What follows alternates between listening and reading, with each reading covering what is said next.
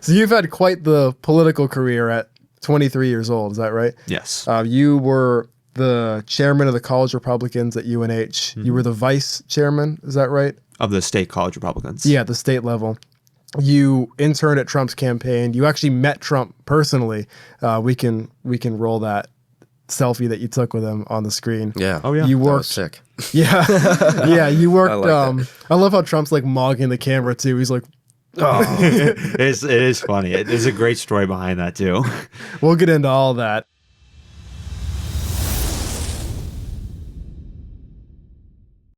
And you've worked closely with Karoline Leavitt. Mm-hmm. You helped their congressional campaign. You've been attacked in some way or another by Antifa. So already, you've had quite the experience. I kind of want to start at the beginning. We'll just go over how you got into that. Were you always one of those kids that was like interested in politics, or did it kind of shift later on in life as you got older? Sorry. So take this. Growing up, I always listened to like political media because I didn't really have a choice to growing up. Like my parents, my dad would be driving and he would put on like Howie Carr or Jeff Cooner or Rush Limbaugh. So I very much was always conservative growing up, but didn't necessarily like not care, but like it wasn't necessarily what I was focusing on. I mean, I was a teenager at the time.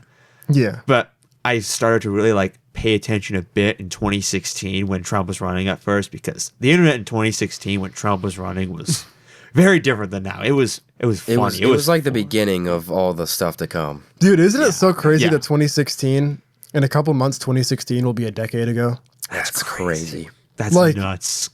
It's surreal to think about how much older we've gotten since then. I could have sworn it was like... I know.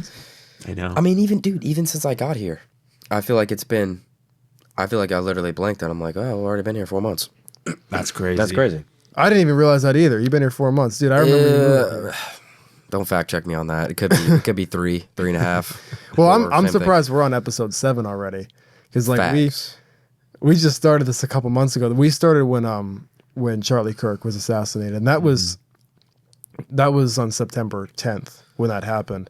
Which it feels like it was yesterday in a weird way. It's crazy how much time. Almost been 2 months. Yeah, it's crazy how much time has elapsed since then. That was really tragic. What happened?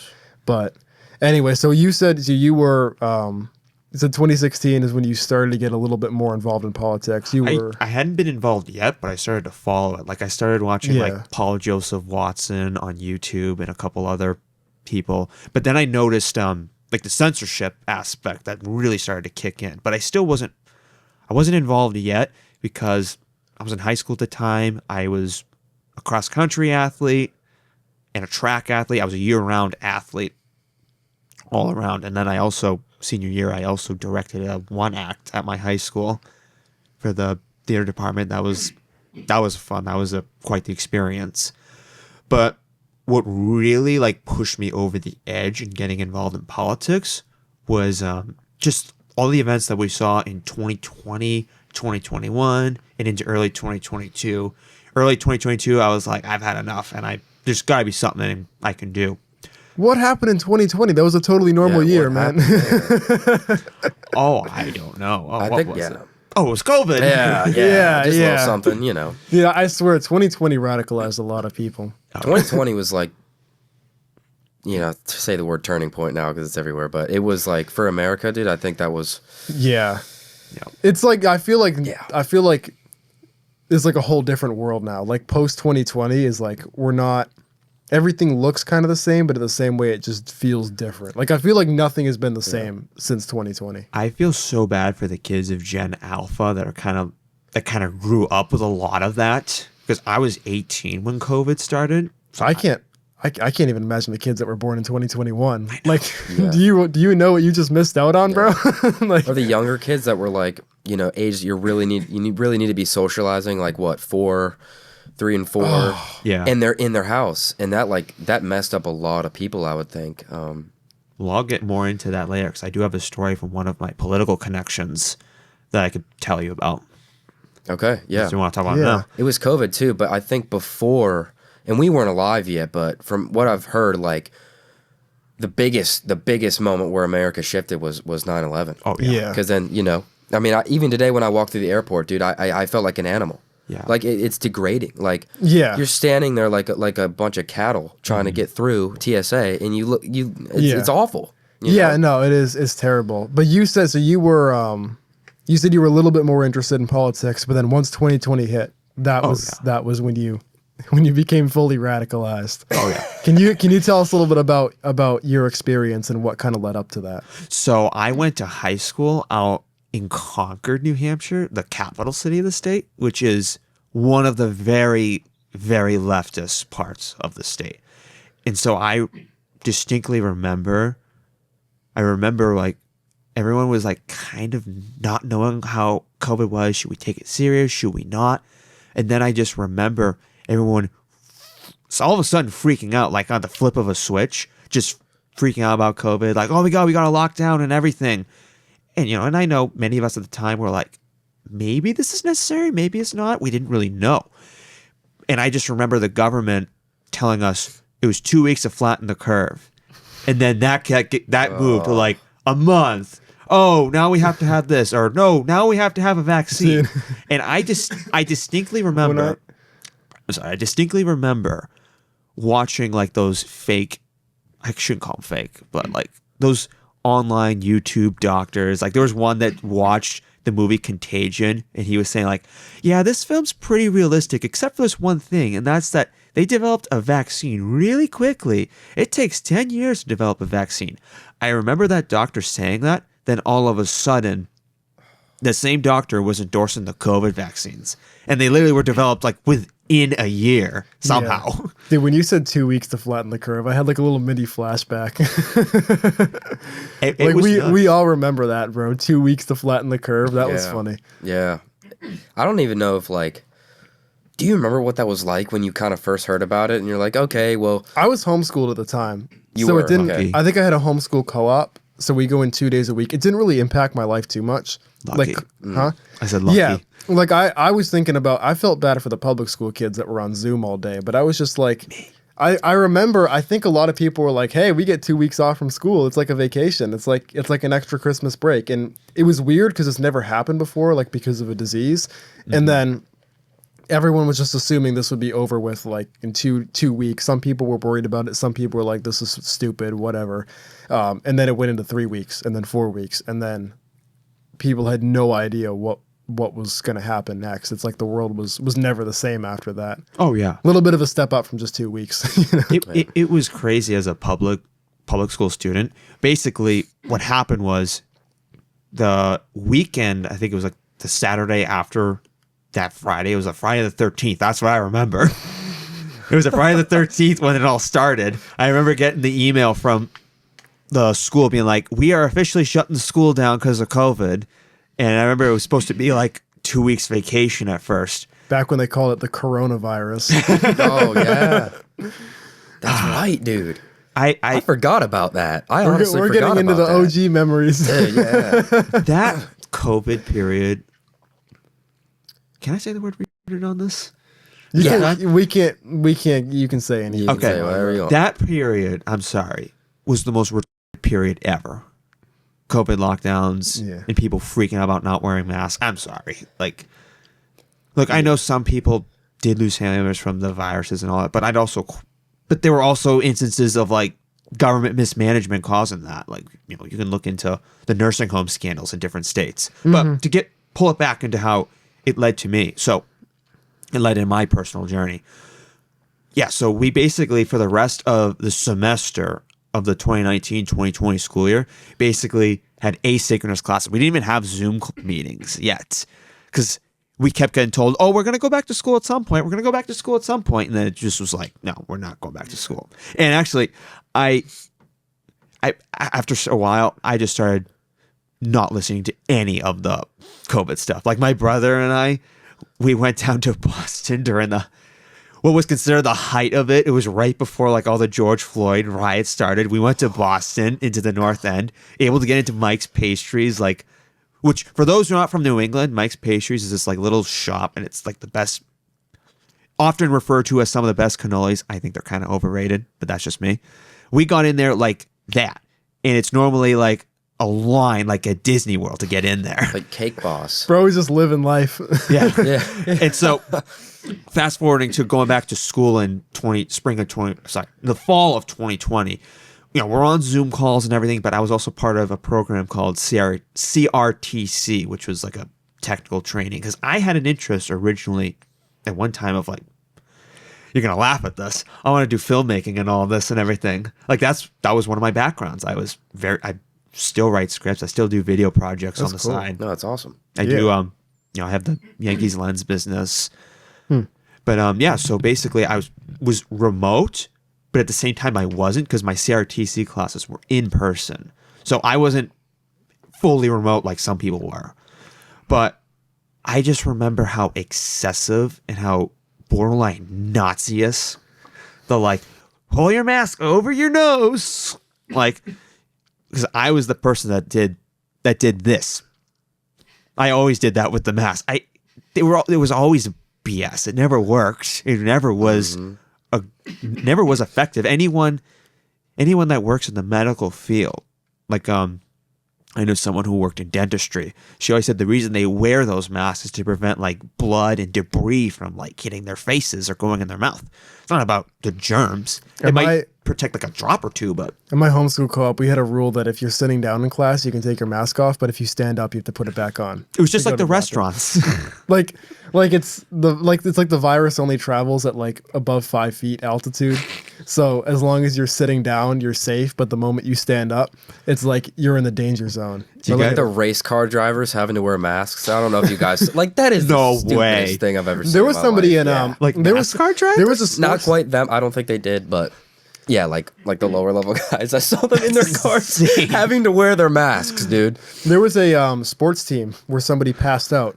They had a seizure, I think, on the court at Nashua.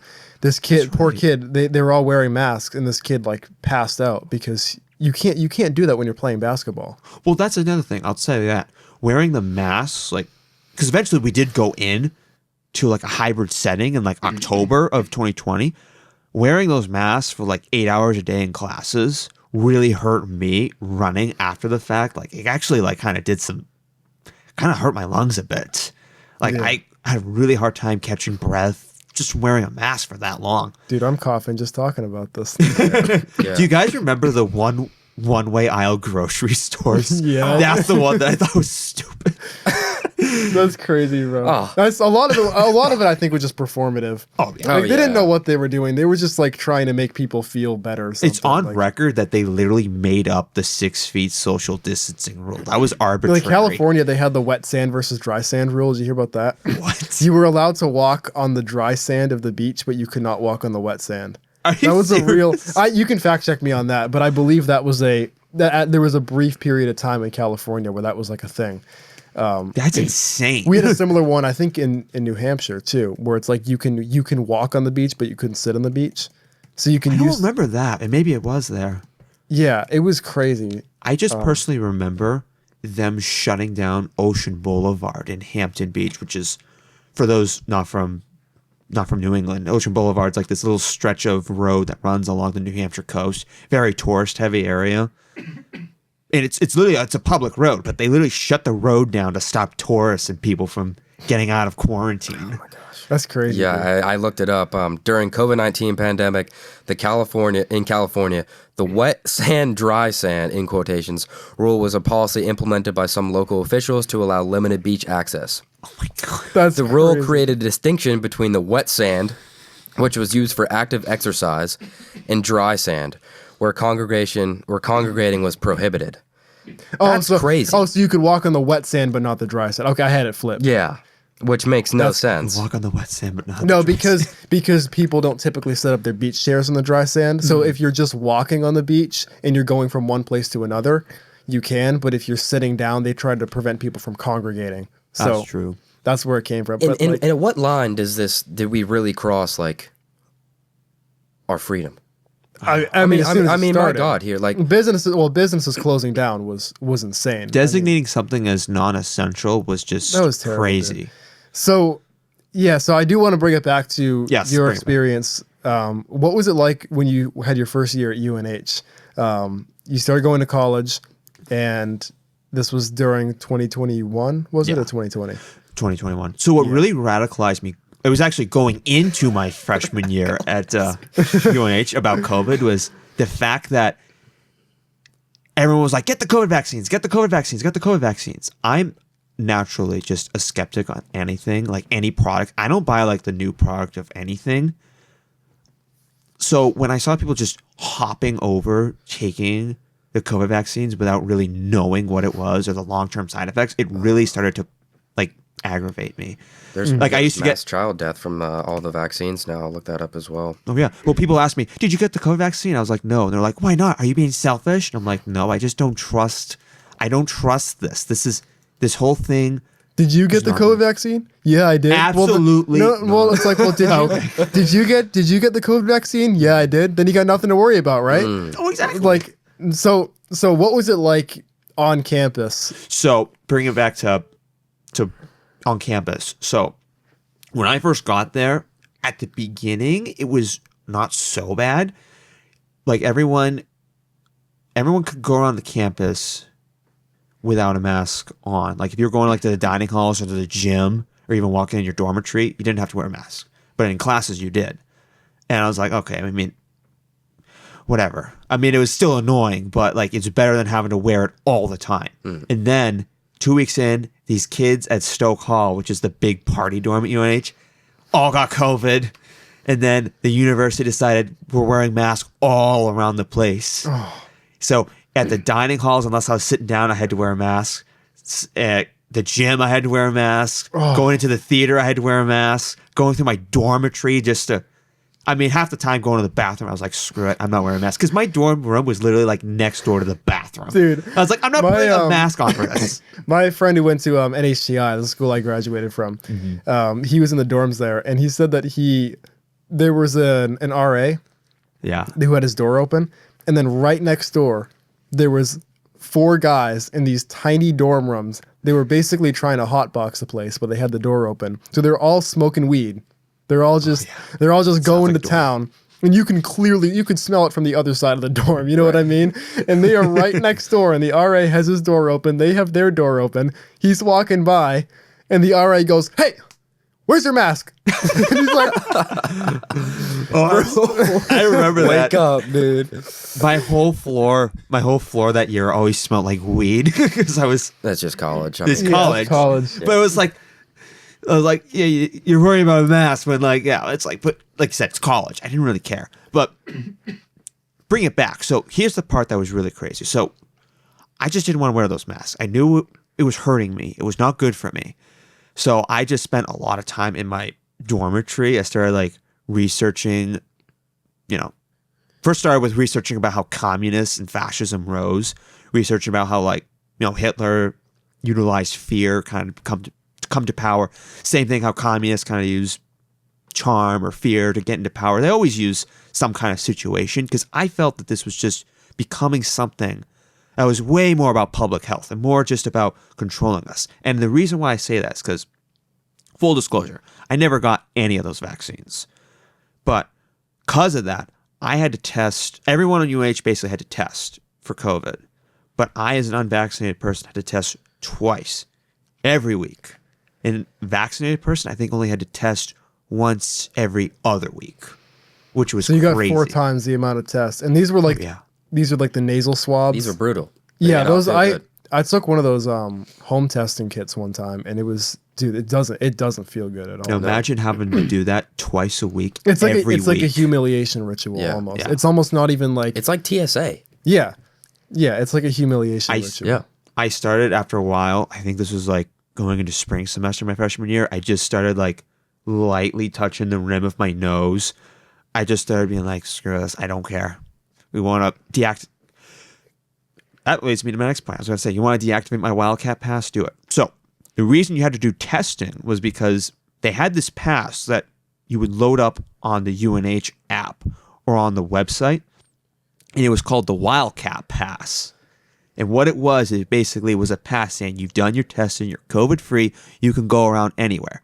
If your Wildcat Pass was deactivated, you lost access to going to the gym And this isn't even like if you didn't have COVID. This is if you didn't do your testing. You couldn't go to the gym. I think if I remember correctly, it was hard to get into the dining halls. Like, that's how crazy it was. It basically was like, and I also remember, this just came back to my mind. There were some people, there was like a tower. I forget the exact name of it, but it was on the other side of my dormitory. I think it was called like Adams Tower or something like that. That is where they would sometimes send people who tested positive for COVID on campus. It was like literally like a quarantine area. That's crazy. So hold on, let me get this straight. So at this time, you cannot, your Wildcat Pass, right? Which gets you into places like what? Like the gym? Classes. Okay, so literally what you're there for. Yeah. And this wasn't even if you tested positive. This was if you didn't get testing. Yeah, exactly. Because I had a buddy who forgot to do his test. I think he was vaccinated, but like that doesn't matter. That doesn't matter to the story. He didn't do his test, and we wanted to go to the gym together one day, and he couldn't get in the gym. Okay, so UNH, this is at UNH, correct? Yes. UNH is it's a libertarian school for, I would say, right? Or is that not correct? It has actually shifted a lot more libertarian in the last couple of years. Like my sophomore, junior, and senior year. It was just because of COVID and the administration and everything. Okay. That's just where a lot of this came from. Okay. And also like pressure from the federal government and everything. Then I guess I shouldn't you can't like party it up here, but it was the same people, and this gets me fired up. It was the same people pre-COVID and during COVID that were, what we all stand for, right? Like freedom to what we want to do, freedom of speech, freedom. It's our body, right? It was their thing. Well, libertarians are very much into the New Hampshire. New Hampshire in general is kind of the very the live free or die state. Yeah, it's my choice, which everybody can agree on, right? Mm-hmm. But then when COVID hit, well, not everybody, but everybody on that side, yeah. Everybody, was like, so pro-choice. You can do what you want. You're your own person. Nobody should be able to dictate that. But then as soon as COVID gets in, it's those same people telling you got to get it. You got to get the vaccine. It's fear. That's crazy. How did they get brainwashed that bad to pull away from their own views? It's fear. It's like it's the same reason the Patriot Act passed, right? It's like, how on earth, imagine like the 1990s trying to convince Americans, hey, we're going to spy on you and we're going to tap into your electronic devices. You're going to have like no more rights. You're cool with that, right? They would never agree to it. But then once the towers went down, it was game on, and they got them to rally behind it. And I'm not trying to make this like a side thing. Like, I think anybody in their right mind can agree that as Americans, we're supposed to be free. Yeah. Mm-hmm. I mean, that's a person to person right. Not even if you're in this country, it just happens to be that, other countries have cooked themselves, that gets me fired up. Well, that was the thing that really brought me, because I was like, this is supposed to be the United States of America. And yet at a college, you have basically like, because this is when I was researching the Chinese style social credit system. And I was like, this is literally like a COVID version of the social credit system. I was like, this is insane. This is crazy. And so basically at that point, that whole part, 2020, 2021 to early 2022 probably was like my lowest point of life, because I lost a lot of friends for speaking like my mind in high school. It kind of was hard to at first make some friendships, because like I didn't believe in the COVID stuff. Like my roommate was kind of very liberal a bit. Like he was way more into the COVID stuff than I was. And yeah, that, and then just the like totalitarian like controls, not only just at UNH, just in general. Like I still couldn't believe that the government got away with the stuff in 2020. Yeah. And that losing the friends, dealing with COVID, being isolated and all that kind of just put me in like a part where I was like kind of mad. Not that I would, not the position I was going to ever do anything. Like never. I was never that. But I would say a normal mad. Yeah, exactly. A normal mad. Just pissed off, really. Yeah. I was like, because, I was 19, 20. Those are sometimes described as, some people say those are like your golden years or something like that. I was like, this is how I'm going to live with COVID and, and fascism. Like, yeah. And so basically, that stuff really started to get to me. But I spent a lot of time my freshman year in my dorm just because of all the COVID mask wearing. So I started to do research on like communism. I started to really get informed politically, like how the government's supposed to function, like the founding fathers. Like there was a radio host I used to listen to at nights. He, during this period, used to do like a Tuesday night, like 20-minute segment, and it was like a history on communist nations. And that really started to get me more into this. And then I started to research the Great Reset. That was like the big wake-up call for me, because I had heard about this in 2020. And I'll be honest, when I first heard of it, and I should have been smarter, but I was also like going through school stuff and personal dramas and all that. I first heard it, I was like, that can't be possible. Even though I just gone through like 2020. Yeah. I don't know. It was like the naive part of me. I was like, that can't be real. There's no way. Do you think 2020 was like the setup to go into their 10-year plan? 100%. Well, it wasn't the book by Klaus Schwab. It was literally called COVID-19, The Great Reset. Literally. Came out pretty quick, too. I mean, he released that like... He was like... I think he released it like... It was like in June, I think, or something like that. Like, he had to... Well, the thing is that... you know what?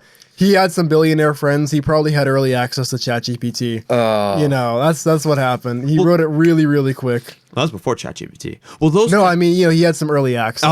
He was able to get in on it a little early. That's how he could crank out a book really quick. Yeah. Well, those kinds of people have been around. Like, they were around even before COVID with that kind of agenda.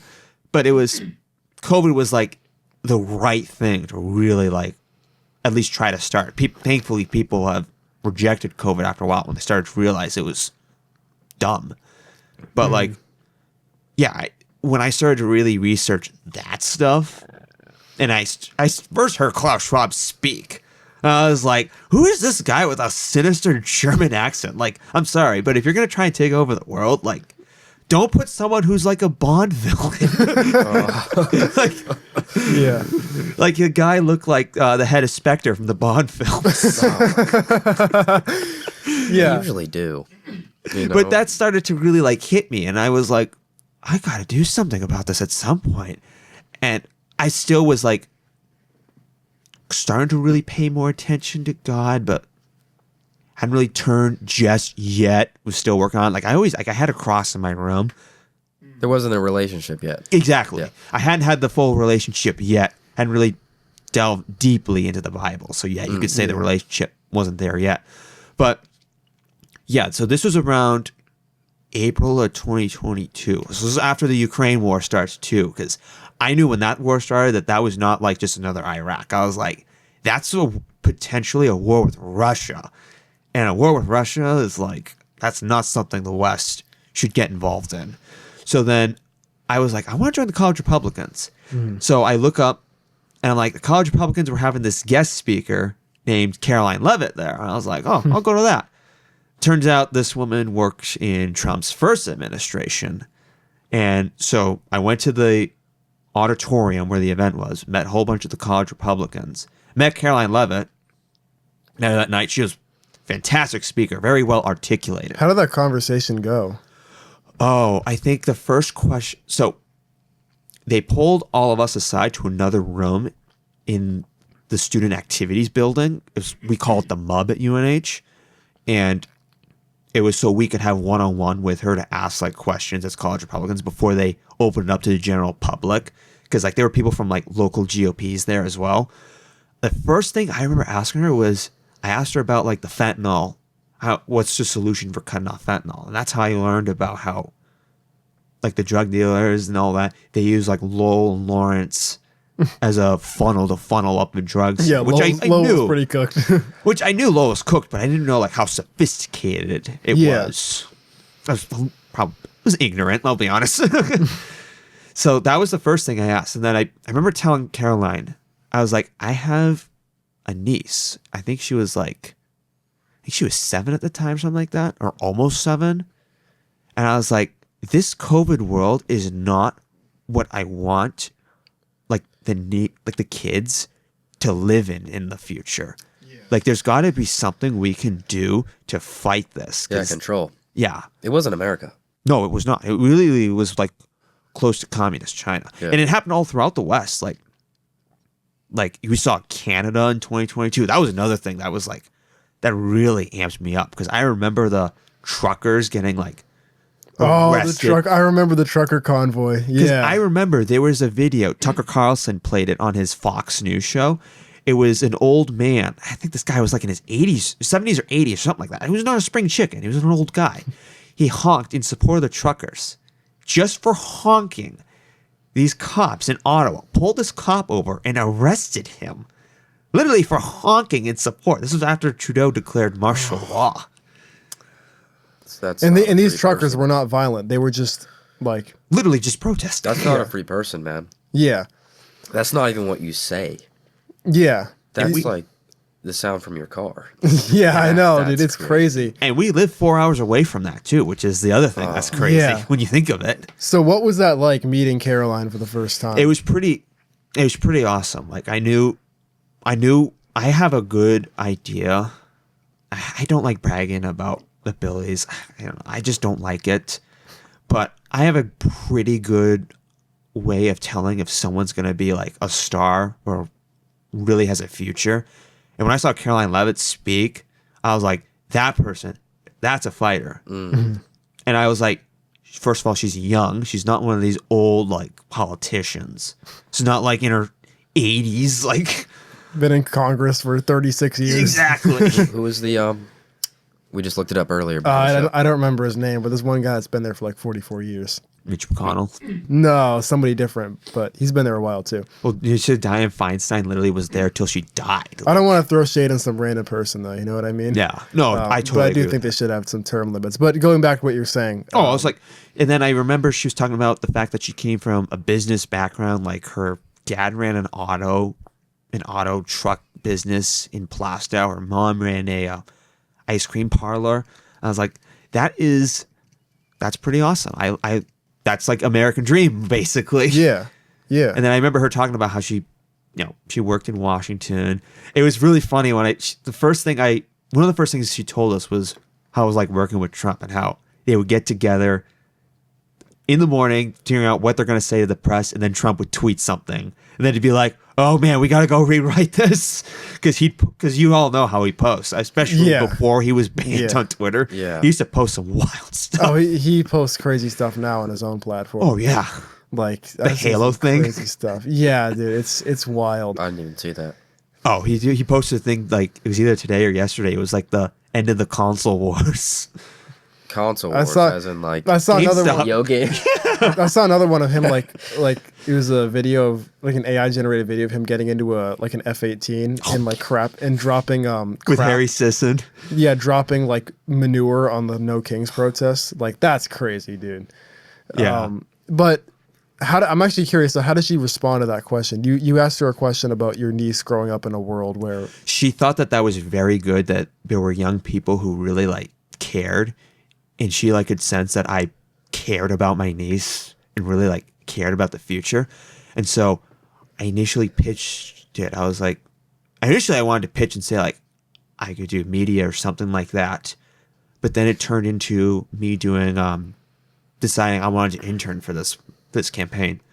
For Karoline's campaign for Congress? That's sick. That's what I did for my summer work in 2022. So I spent like a week after the semester ended, like getting ready. And then I literally just went out. I met the campaign manager the night before I started canvassing. I also met the field director who became one of my big political mentors, a very good friend of mine as well.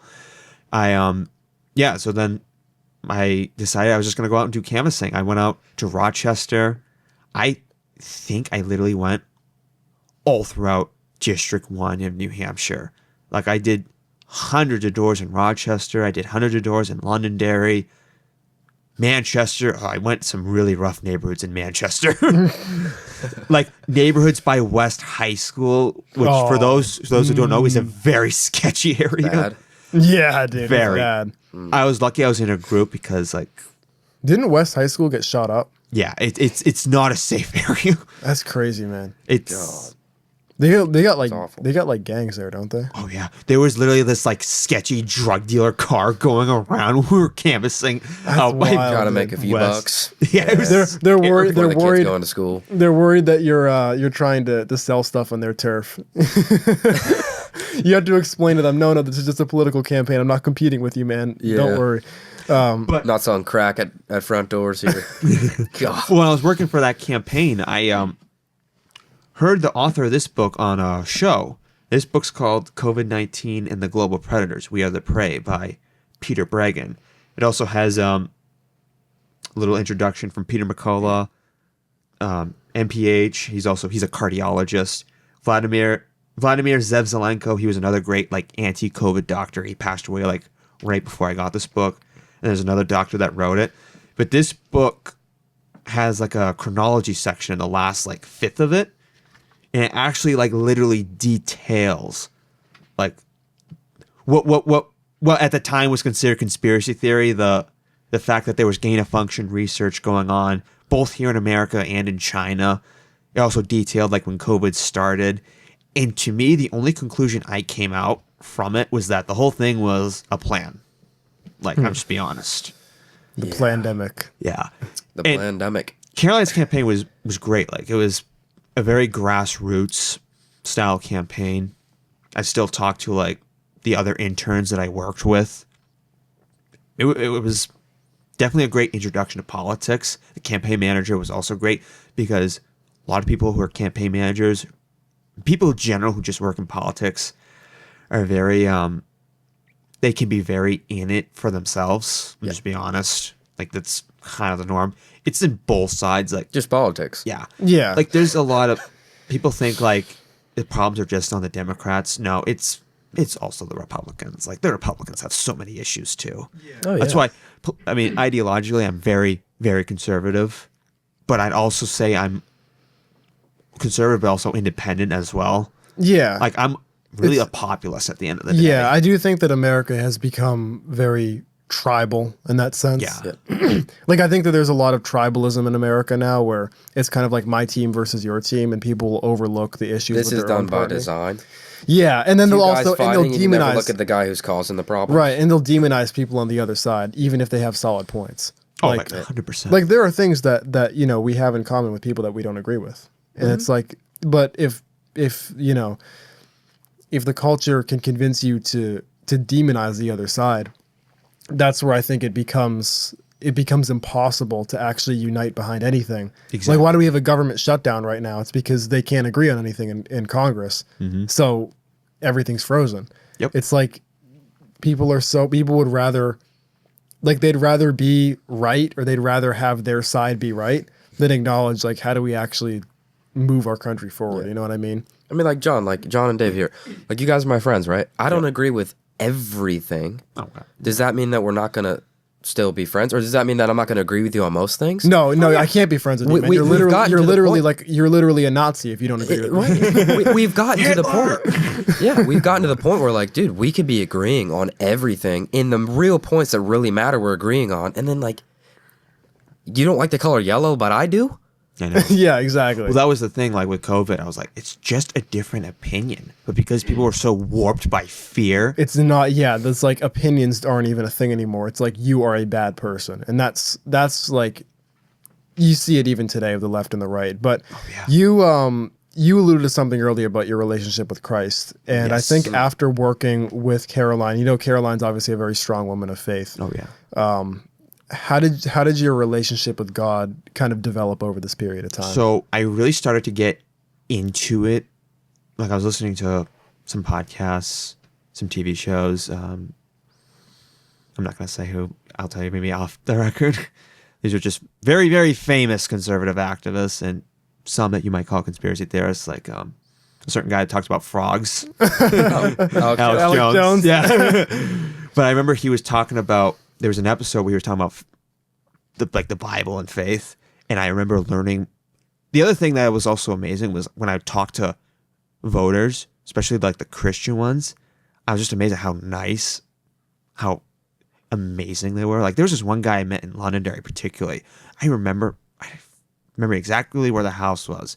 I remember him asking, like, he asked, "Are you a Christian?" And I was like, I kind of struggled answering it. I think if I remember correctly, I was like, I believe, but like I hadn't had the relationship yet. Right. So fast forward to August 2022, I was still on the campaign. I made a very rash decision at the time to not RA at UNH, because I actually was supposed to RA my sophomore year. I just didn't want to. I didn't really like dormitory living. I lived close to the campus, so like I could commute. You know, I wanted to make a go of the political stuff, even though I'm not really doing much of it now. But at the time, like I wanted to really maximize this campaign.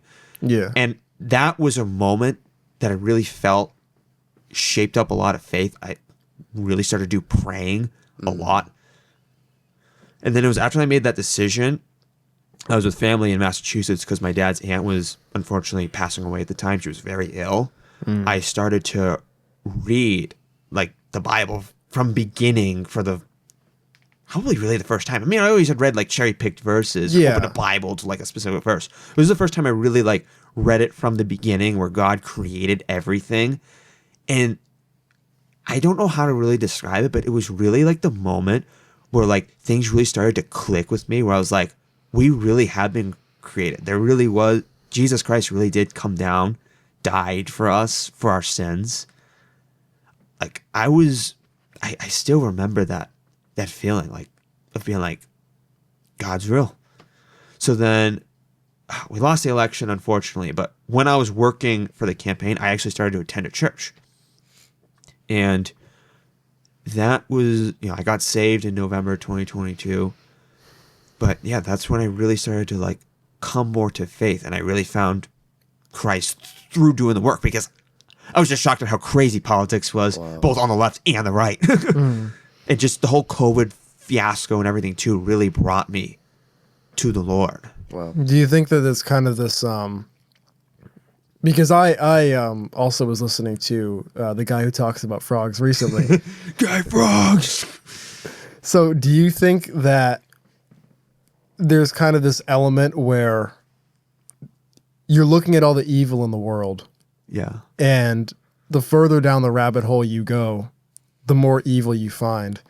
Do you think there was a point where you just looked at it and you're like, well, if there's this much evil, there has to be good? Because I've heard a lot of people say this. Yes, very much. Like I've heard a lot of people that go down, especially the conspiracy rabbit hole, and they say it ends up inevitably it leads you to Christ. A lot of people say it just ends up leading down to Christ, because once you see like the depths of humanity and you get into like the really nasty stuff, and you just even if you're not a conspiracy theorist, if you were just alive during COVID, you saw how bad everything got. It kind of, there's kind of this natural response to it where like, if there's so much evil in the world, there has to be good. And what better example of good is there than God taking on human form and sacrificing himself for his creation that he loves so much? And that's 100%. I think, is that kind of what ultimately did it for you? Just seeing the depths of humanity, and you're like, well, there's got to be an answer to this. Absolutely. That's literally like my story, like going down the conspiracy rabbit hole. That really like was my awakening, and really realizing that Christ really is real. Yeah. That, I mean, like I said, I believed, but like didn't have the relationship. So that really showed me that there really is a God that created all of us. We didn't just come from like a tadpole and then evolved into something else. Yeah. So to me, it seems like you're in this point of your life, and then you get into like all the evil. Yeah. And you really see it for what it is. And then, I think that we could all agree here that you can name the worst stuff going on. You have two sides always fighting, then you got the head guy. But even the super elites that are really, really controlling everything, like I'll just go ahead and say it. It's still a two side. It's the devil, and then there's God, and it's like this clash on earth. And you saw that other side. Yes. And that kind of brought you to, oh gosh. That really brought me to the Lord. Especially when I started to read about death rates from the COVID vaccines, and I saw people still pushing it, like the pharmaceutical companies pushing it. I was like, this agenda is evil. Like, these COVID vaccines are dangerous. Like, I don't know if this was caused by the vaccine or not, but this was right towards the tail end of my high school career. People were taking the vaccines, and there was mobile vaccine clinics at my high school at the gym. I remember there was this one student who got the first shot at the clinic, came back to my personal finance class, had to leave the class sick, and then 2 weeks later took the second dose. She collapsed. Like, literally was walking, fell, fainted. Was this girl just passed out in the middle of the hallway? So she was leaving the class, I think, going to the nurse's office, and then just like literally just like collapsed. It wasn't like a heart attack or anything. It was literally just like passed out. And this is second dose. Second dose. At least my mind is making that connection because it literally was the same day as the clinic being there, and like most people in my high school like got the vaccines. Like, I was a minority that did not do it. That's terrible. Yeah. Where is she now? Like, do you know if she's like good? I have no idea. I didn't really. Gosh, that's crazy, dude. I think she's fine, but like she was fine after, like she was in graduation and everything, but like, yeah. Well, they're saying all the birth defects that are being caused, and just death in general is being caused. Like, I don't know the exact numbers, but it was way too high of like new new mothers having kids, and they're dying. Oh yeah. Yeah, and the miscarriage rates are like through the roof. It's I mean, you could probably pull up the graph and we can edit it over, but yeah, I mean, the miscarriage rates. Which I look up miscarriage rates. Like post 2020 or 2021, they were like through the roof. Well, I remember when the documentary Died Suddenly came out. Oh, I heard about that. And I don't agree with the guy that like one of the people who was involved in it. Like, I don't agree with a lot of his stuff. I think I don't know if he was a producer or not, or if he was just, I don't know. I haven't really seen the film since like it came out, but what I distinctly remember was just all the people just dying. And I remember they interviewed the mortician, and the mortician was literally pulling out these like white fibrous clots. Pull the picture up, but these clots were like literally not natural. Like, these are not the clots that. Oh, out of people? Literally out of people. Like, this mortician would pull these like white fibrous clots out of the dead people because he'd have difficulty getting that embalming fluid in, and like literally they were like these white clots with like, I think he described it as the consistency of a rubber band, if I remember correctly. Oh, like they were literally pulling these out of people. Oh, this only really picked up after the shots came out. We have like no idea what was in that, but people were like, just get it. Like, it was There's like no long term. We don't know what's going to happen. They're like a greasy car salesman. Like, what would it take to get you in this car today? You know what I mean? Like, it's like high pressure sales 40% interest on this loan. If you want it, take it or leave it. Yeah, exactly. You know? And then they'll go slash your tires on your car you have now. Yeah, you know? pretty so much. You have to get it. No, yeah, pretty much. And it's like, it was just insanity. So at this point, like I said, you were like fully radicalized at this point, seeing all this stuff happening around you. You said that you really started to focus more on your faith as well. Yes. So to really get serious about Christ. Yes. And again, it just all comes back to that theme of like, the more darkness you see in front of you, the more that points to the idea that there has to be a light. Oh, yeah, 100%. So at this point in time, what was kind of like your next political move when it came to? So you talk about Karoline Leavitt's campaign. How long were you in that? I was there from around. I think I officially started in June, but I knew in like May that I would be doing that. I was in from June to November, basically from like the 1st of June till the midterm elections. Okay. And you talked on the phone with her before. You talked to her in person. You worked pretty closely with her. How did that feel when you found out that she was that she became the press secretary? It was pretty awesome. Like I knew.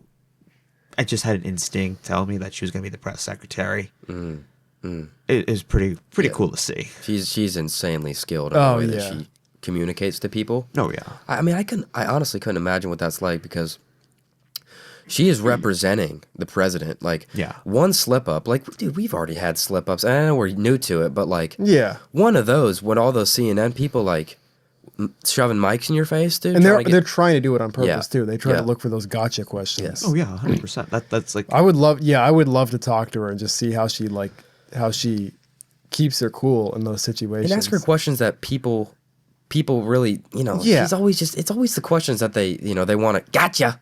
Nothing about her. Nothing. Dude, about I remember when I I showed you a clip of her one time. There was this one question that she was asked right off rip, the beginning of the video of the newest press conference. Some reporter said something about the Tylenol thing. Yeah. And they're like, so why is it that the Trump administration announced that Tylenol causes autism in kids when there are clearly studies showing that it isn't? And I'm like, is that a question? Like this is a journalist. This is a reporter who is asking her, like, he's arguing with her. He's not even asking her a question. He's just straight up trying to argue with her in front of a room full of people. And I'm like, imagine having to deal with these people every single day. That's got to be a crazy job. Yeah, it really is. But to go back to your question, when you were asking about what my next political move was. Yeah. So that was right when like the 2024 like primaries started to like pick up, like people started to announce.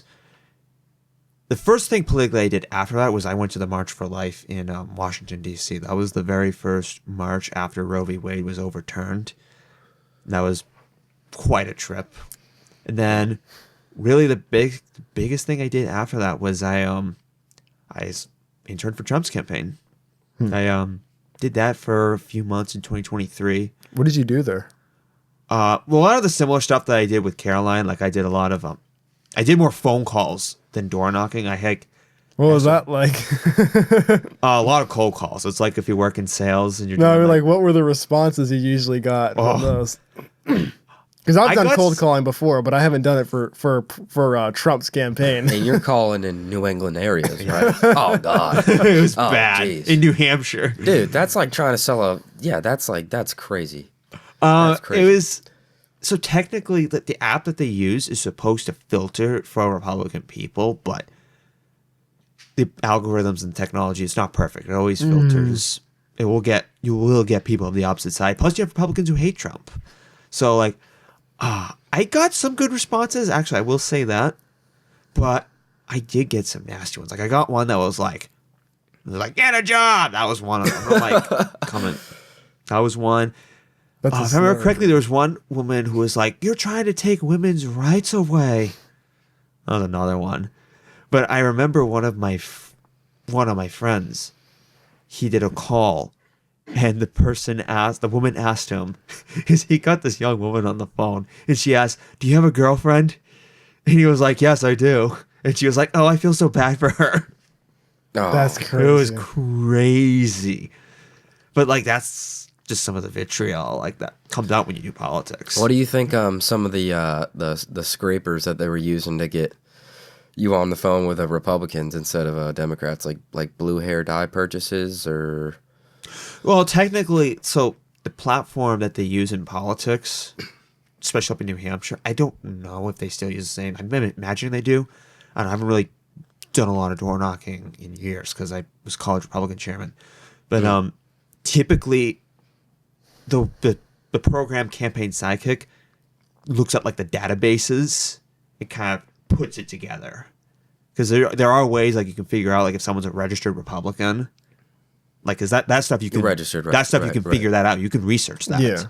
And like the parties, both Democrats and Republicans, I believe, will have databases on it. Like that's how they reach out to them and be like, hey, donate to the RNC or hey, donate to the DNC. Okay. Yeah. That's kind of how it works. I got bombarded with texts and calls like that during election season. There's so many of them.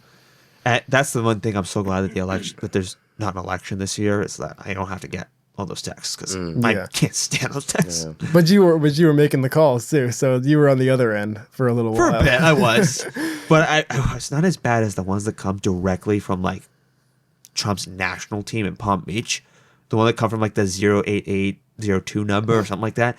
That number does not shut up. It always is sending messages being like you love Trump or this, that. I'm like, just leave me alone, please. Yeah. And speaking of which, tell us about the time you met Trump. And we can roll the selfie you took with him on the. So this was with him mogging the camera.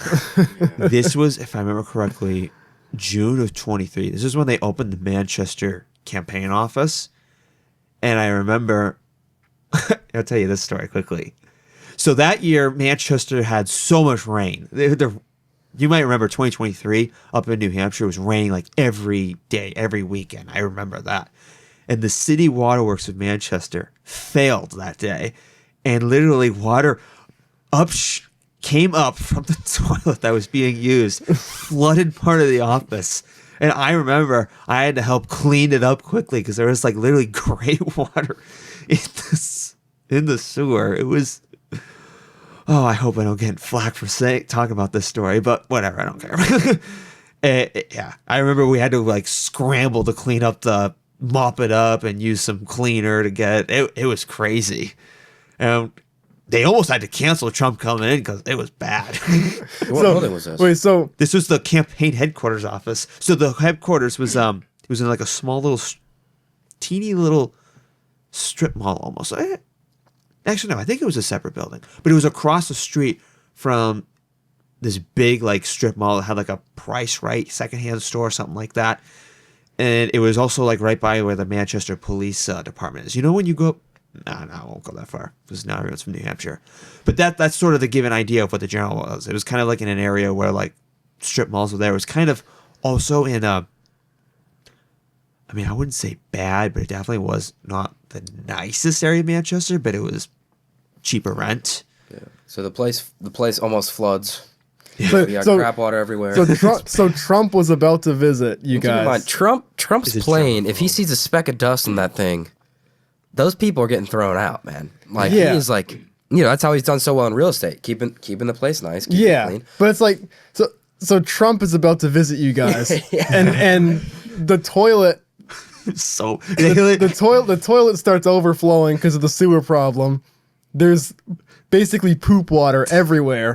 I don't know if I go that far as they poop, but they had to be close to it. It was something. There was something growing in that water. I don't know what it was. Yeah, Manchester water. Some alien dark matter growing in that water. Probably chemicals that turn the freaking frogs gay. Yeah. But yeah, so we had to scramble to clean the whole lobby up because it was basically a lobby about the size of this room that we're in right now. Whole bunch of office rooms and a kitchen in the back. And yeah, we had to clean that lobby up quickly because there were VIP guests coming in. They were like press and media, so they had to like come in and film as well. So we scrambled to clean that up. No, that was the main part that it did smell, but it was not clear water. It was gross. So that's why it was definitely something nasty. I didn't grow up in a city. I grew up in the country. Full disclosure. But yeah, so I remember that. You ain't from the city if you never tried this water before. But then he comes in. He does the usual Trumpian style speech. Like, we've all seen the rallies. Yeah. We've all seen how he speaks.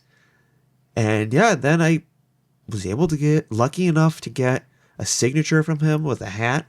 Oh, that's cool. And a photo with him. And that photo was like on CNN. Like, this isn't nothing new that we're breaking on this podcast. Like my photo was on CNN. Yeah, we'll pull it up. Yeah. My photo was on CNN when that came out.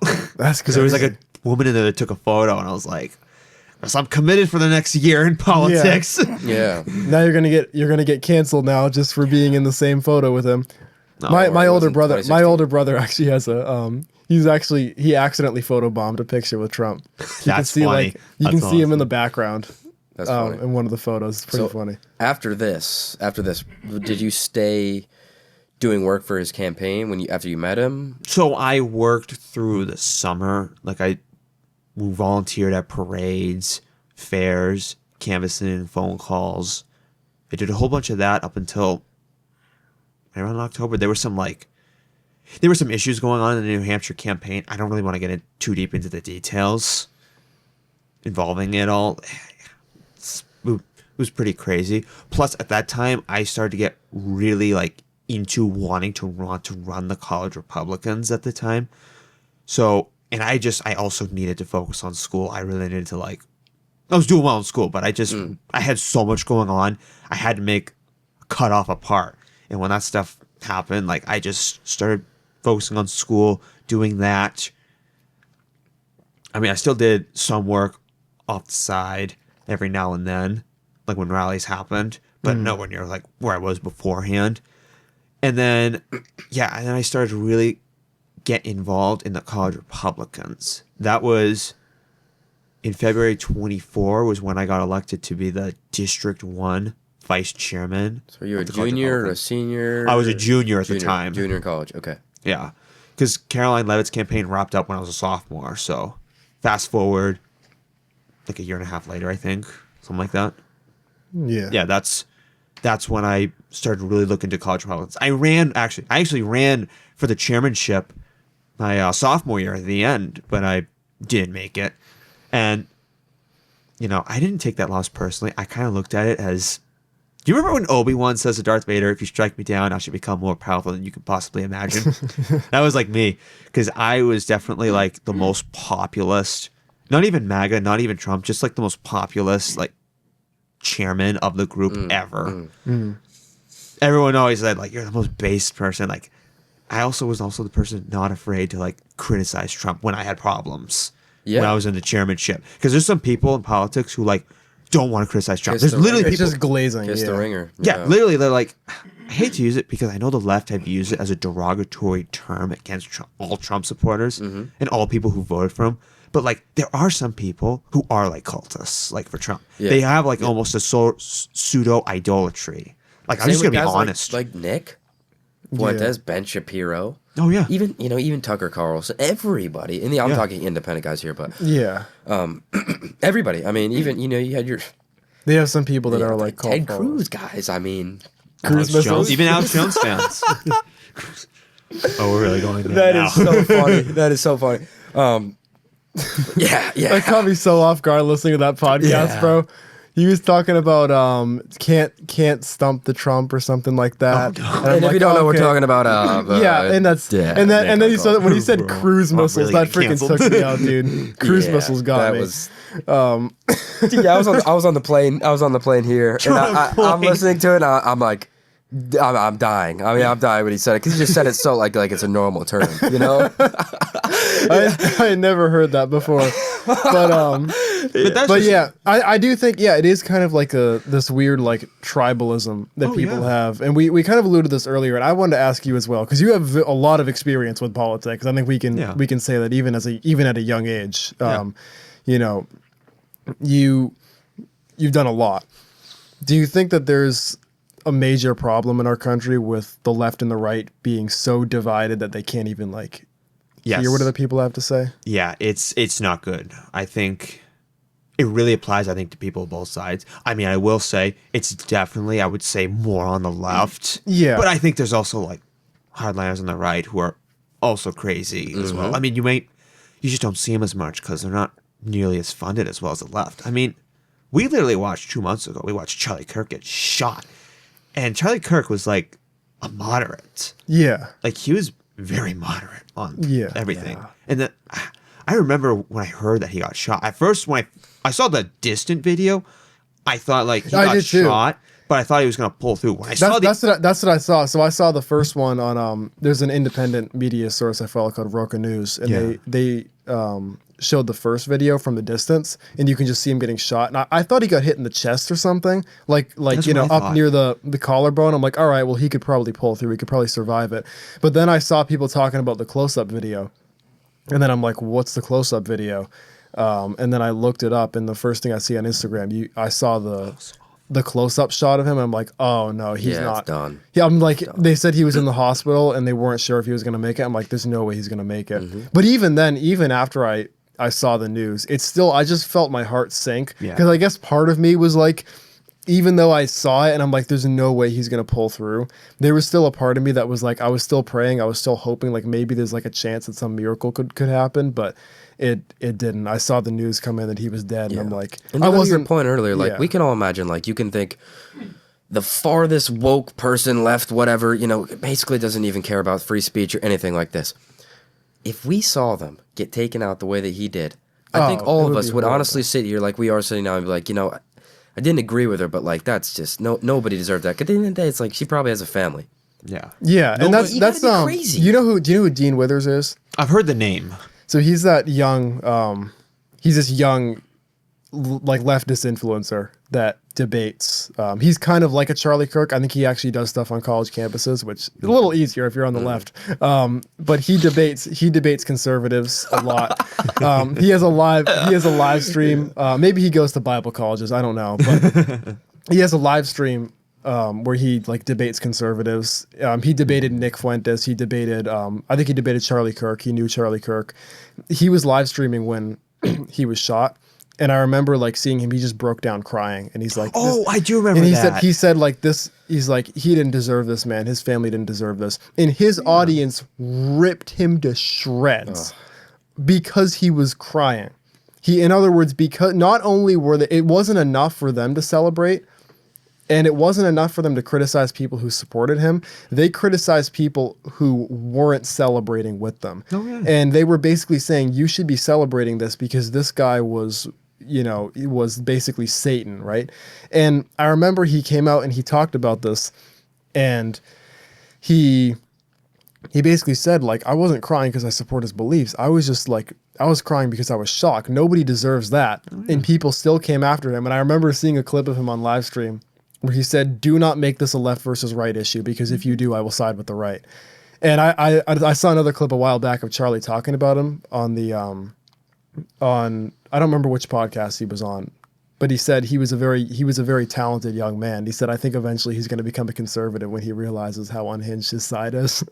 And it was really interesting over the Charlie Kirk issue, seeing him say, don't make this a left versus right issue, because if you do, I will side with the right. Yeah. And that's someone that I really respect, because it does, I don't agree with Dean Withers on a lot of things, but it takes a lot of courage it's one thing to stand up to people that are opposed to you when you have a loyal fan base. Like, it's one thing to stand up to, the left when you're a conservative and you have a conservative fan base that's going to be impressed with you. It's a whole different thing to stand up to your own supporters that are coming after you. It's like, it's another thing to stand up for your own side, to defend somebody who you didn't agree with and you never got along with them while they were alive, and to stand against your own supporters and say, I don't care what you say about me. This is wrong. And if you make me pick a side, I will choose the other side, because I'm not going to stoop to this level, and I'm going to stand up for what's right, even if I get canceled by my own fan base. I respect him a lot for that. Of course. Yeah. I don't agree with the stuff that he pushes, but I don't agree with a lot of his opinions. I wouldn't say I particularly like the guy, but I respect anybody who does that, because that takes, we have respect. It takes guts to do that, for sure. You want to know what the first thing I did when I learned that Biden had cancer? I prayed. That's what a lot of people did. I think even Trump himself put out. I did not like his presidency, at all. I don't think even most liberals didn't. But when we found out, when we all found out that Biden had cancer, I think I prayed for him as well. Yeah. A lot of conservatives are coming out and praying for him, and they were actually. I was going to bring that up earlier, the Biden cancer diagnosis thing, where a lot of people are expressing their condolences, because we can understand there's even if you don't agree with somebody, they're still a human being. Obviously, we believe that they're made in the image of God. And I think that's important to not lose sight of that, even when we have disagreements. I just had a conversation with a friend recently about this, who was livid with me after I basically supported Charlie Kirk. Wow. And I had this conversation with her. I'm like, what I told her is, every time somebody goes into the voting booth and they cast their ballot, whether they're filling in the circle next to the Republican candidate or the Democrat candidate, whatever circle they're filling in, they believe that they're making the world a better place. Exactly. So even if you don't agree with somebody's policies, I would never agree with somebody who's pro-choice, I can respect that their core intention is to end human suffering or limit human suffering. And that's what they want. They're looking at the woman going through childbirth and possibly the baby growing up in a terrible household. And they're looking at all these issues and we want to end human suffering. I don't agree that those issues, I don't think those issues override somebody's right to live. Of course not. Yeah. But I can at least respect the person's intention and where they're coming from, that as much as I think that the abortion industry is evil, and it's I would say demonic, I would never say that somebody who just supports it because they believe that, you know, this woman's going to go through all this stuff if she doesn't have an abortion. I wouldn't make a character judgment about that woman or about that person. You know what I mean? Oh yeah. I always I can disagree with somebody without judging their intentions. And I think most conservatives, not all of them, but most conservatives generally can. We can separate a person's beliefs from who they are and understand that even if somebody is supporting something that's evil, it's like the saying, never attribute to malice what can be attributed to ignorance, right? Oh, yeah. Sometimes people are misguided, and sometimes people just have different viewpoints in you, but they're coming from a good place, and I can recognize that. Yeah. Oh yeah, absolutely. I think the average voter, is very well intentioned. Yeah, I've always tried to say that. Like when I was chairman of the College Republicans, we had this guy in our chats who always picked a fight with us. And that was one of the things that I had to learn, like how to be a better leader and dealing with that. And we invited him. We didn't kick him out or anything. We actually invited him to a meeting, and turns out he was more libertarian than leftist. But he was more, I'd say, because he was very pro-gun actually. But on other stuff like mass immigration, he's pro-mass immigration. Yeah, I'm not. But like, you know, we brought him in. I brought him in because I was like, let's have a respectful dialogue. Let's actually like try to talk this out. Yeah. Let's not like scream at each other. I mean, it's getting harder because, you know, I say the left is getting more violent. It is. It's like one side is clearly unwilling to have a conversation. And I know like maybe it makes me sound like a hardliner what I was describing with COVID. But at the end of the day, like I'm just a person made in the image of God, just trying to do God's will, just trying to follow the best. Try to do the best I can. I also will say, and I understand that the parties are flawed. Both parties are very flawed. Trump's very flawed. I'm just going to say it now. There are so many things this current administration is doing that I'm just like, why are you doing that? That's not what I voted for. Yeah. I disagree with you a lot. Yeah, it is starting to, I mean, some elements I agree with, some elements I don't. But I guess Iran, I think was. Yeah, what are those policies that you? We're gonna get in the grease. I'll try to not make it super grease, but we can get as far into the grease. I'm not elbow. we're getting neck deep in the grease, boy. I feel like there's a lot in who particularly were like the OG supporters of Trump. See, a lot of the Trump supporters, including myself, were like, I mean, I was never an Obama voter.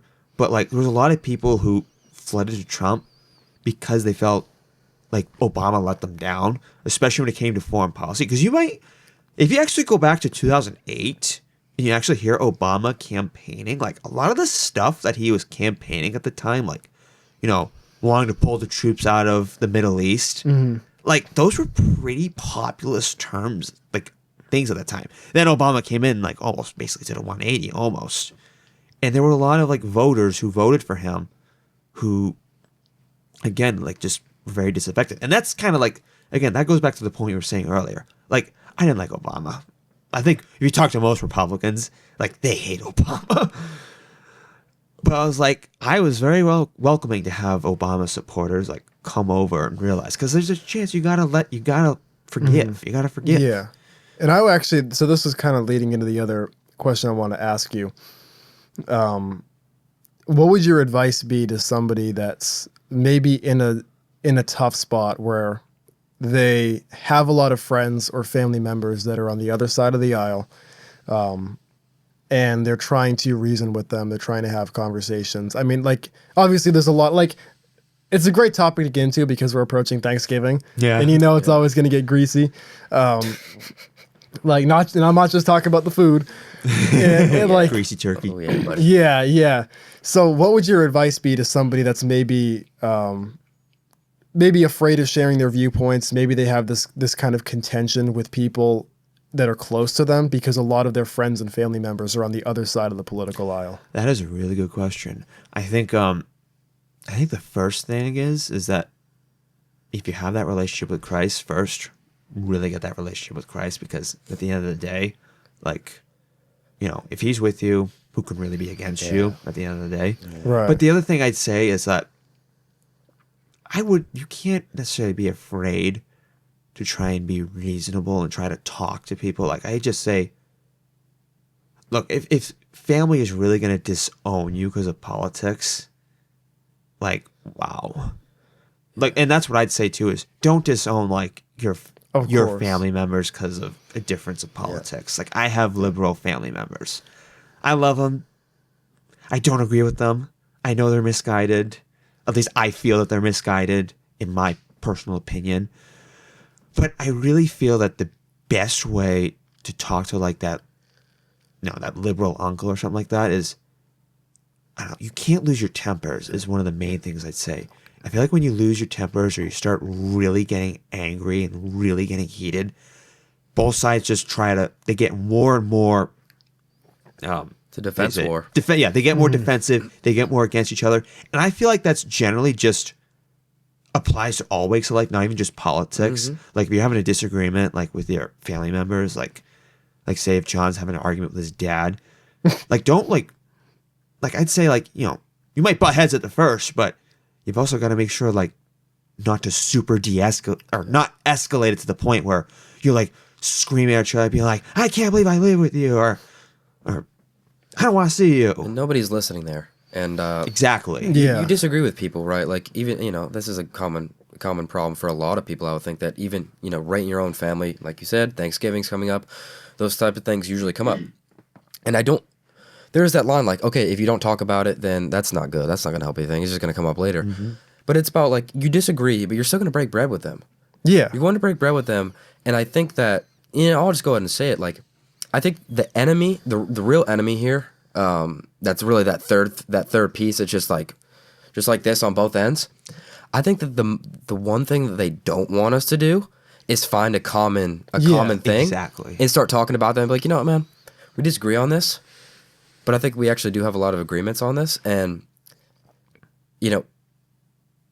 wow, like the things that we actually agree on are the most important.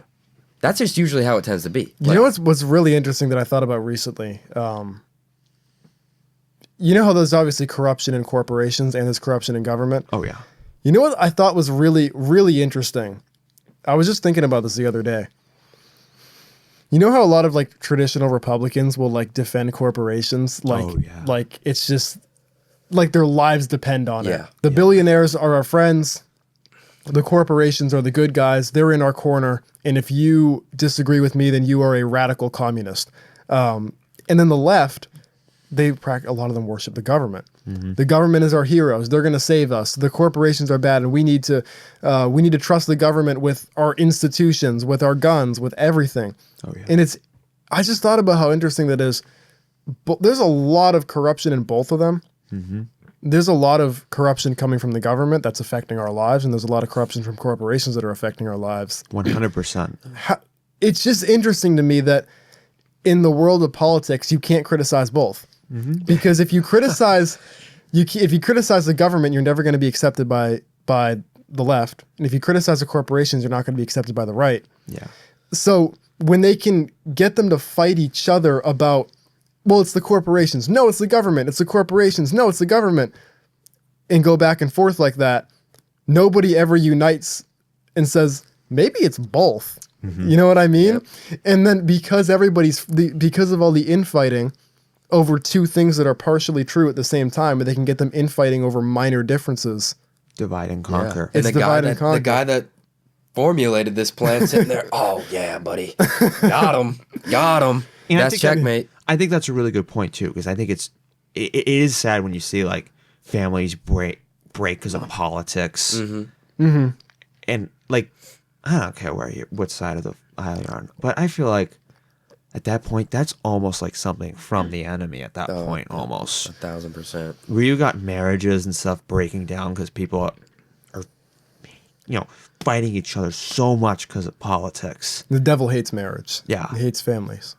And like I said, I have my views. Like I said, like we had earlier in the podcast, like I really went over. Like I think COVID was dumb and all that. But I never once accused like the people and my fellow students or anything like that of being evil. Yeah. Because the people that I mean, that poor girl that took those 2 shots.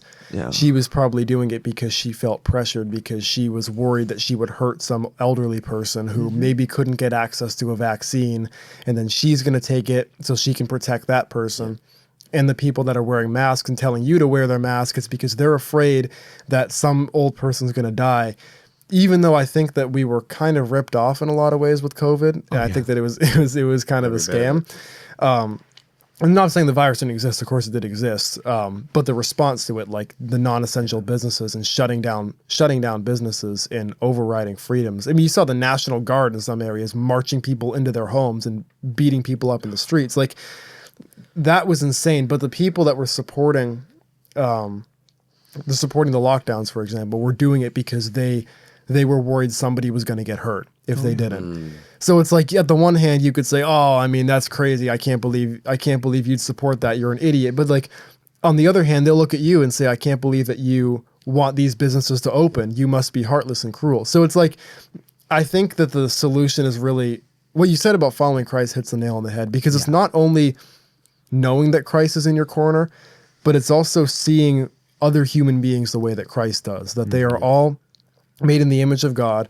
And as even if somebody's on the other side of the political aisle than you, Christ died for that person. Oh yeah. And that person ultimately, 9 times out of 10, they have good intentions as well. But either way, those people are worthy of love and respect. Absolutely. And when you see them in that light, it makes those political conversations easier, and it makes it easier to come to an understanding. And even if you can't come to an understanding, you can at least respect the person and say, "I may not agree with you on this, but I still love you regardless." And that's where I'm at with some people in my life. And I just wanted to give you an example. Like, as you know, I lived in Martha's Vineyard, so like we're talking. Right. I was born there. I lived there for 9 years, and then I moved to South Carolina, and I lived there for 9 years. So I've seen both sides of the coin. And like I were talking about, everybody really that is disagreeing, like a lot of it, the disagreement also comes from a place of like good. Like you were saying, like these people think, okay, we're just doing this to help people, and the other side's like, you're taking away, you're making us robots here, you're killing us. And this is what the news does, bro. Yes. So I am leaving South Carolina to take a trip to Martha's Vineyard. This is 2 years ago. And this is when, you know, you had all your you still have it, like, but like Pride was really getting big here. Mm-hmm. And Martha's Vineyard is, that's like the capital city. But so I remember, sorry? As bad as Provincetown? Oh yeah, dude, it's worse. It's the worst. Really? It's probably the worst in the country, I'd say. The Pride stuff? Yeah. Oh wow. So I remember being in the airport in South Carolina, in the Columbia Metropolitan Airport, and we're flying to Boston. We fly to Boston, and then we go to the Vineyard, right? And I remember seeing 2 different news channels, same one. It was both Fox News, which is crazy. You're talking Fox News here. In South Carolina, you're talking about the Pride movement, and what are you seeing on the TV? It was they're attacking our children, which they are. They're attacking our children. They're confusing the minds of our little kids. This is what they're putting in our school system.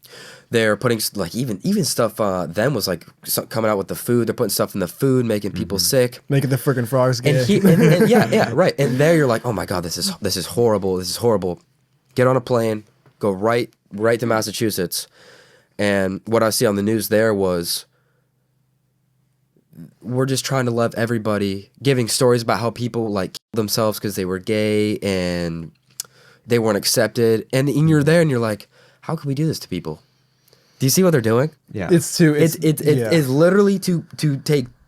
They're getting good, and then they go, oh, those people don't. They're getting people hate each other. Yeah, I'll send it to you guys. But I saw this video once where it was like the guy had like a petri dish, and it was a colony of black ants and a colony of red ants, and they actually lived in harmony at first. But then when the person shook the dish, the red ants and the black ants started attacking each other. Wow. Yep.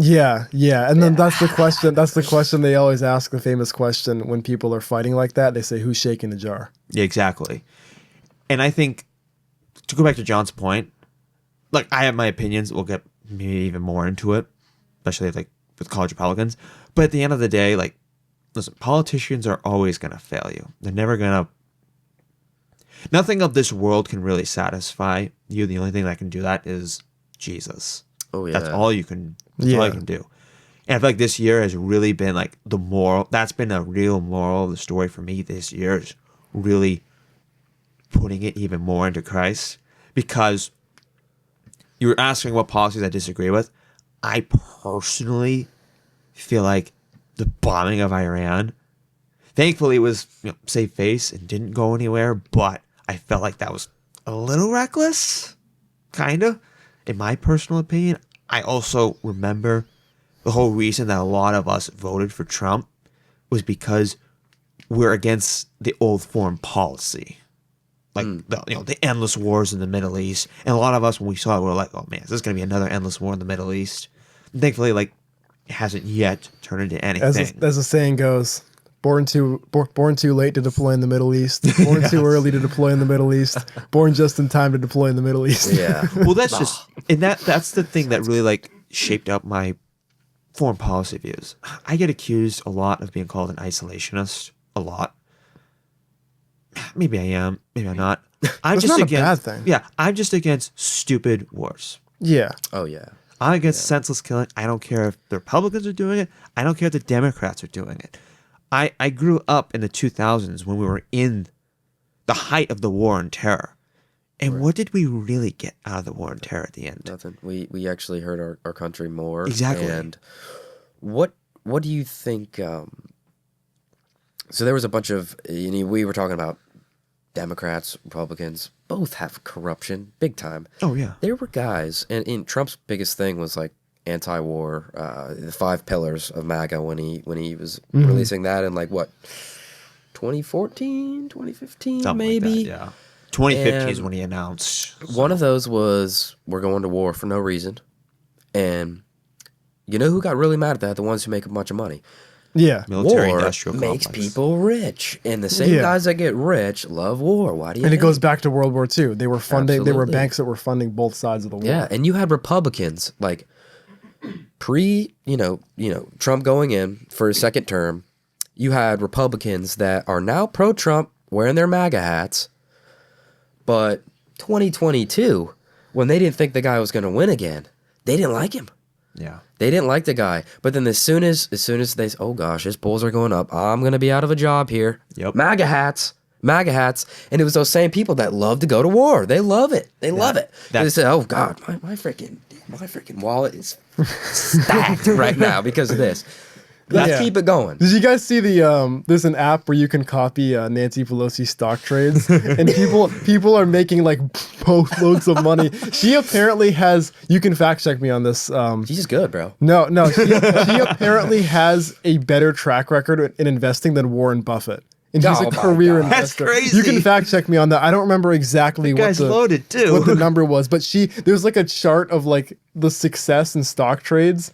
And you have like Nancy Pelosi versus all of these like really, really experienced like veteran traders like Warren Buffett. These really Warren smart Buffett, guys. Charlie Munger. Yeah. Like, dude, nobody's better than those guys. And then you look at a cheater and Yeah, like it's crazy. So somebody made an app where you can copy her stock trades, and people were legitimately making money off of it because they would. It's all public record. You can see what trades she's making. And that's crazy that we've allowed that. In That this shouldn't be country. allowed. It should not be allowed. We were talking about term limits. Sports players can't bet.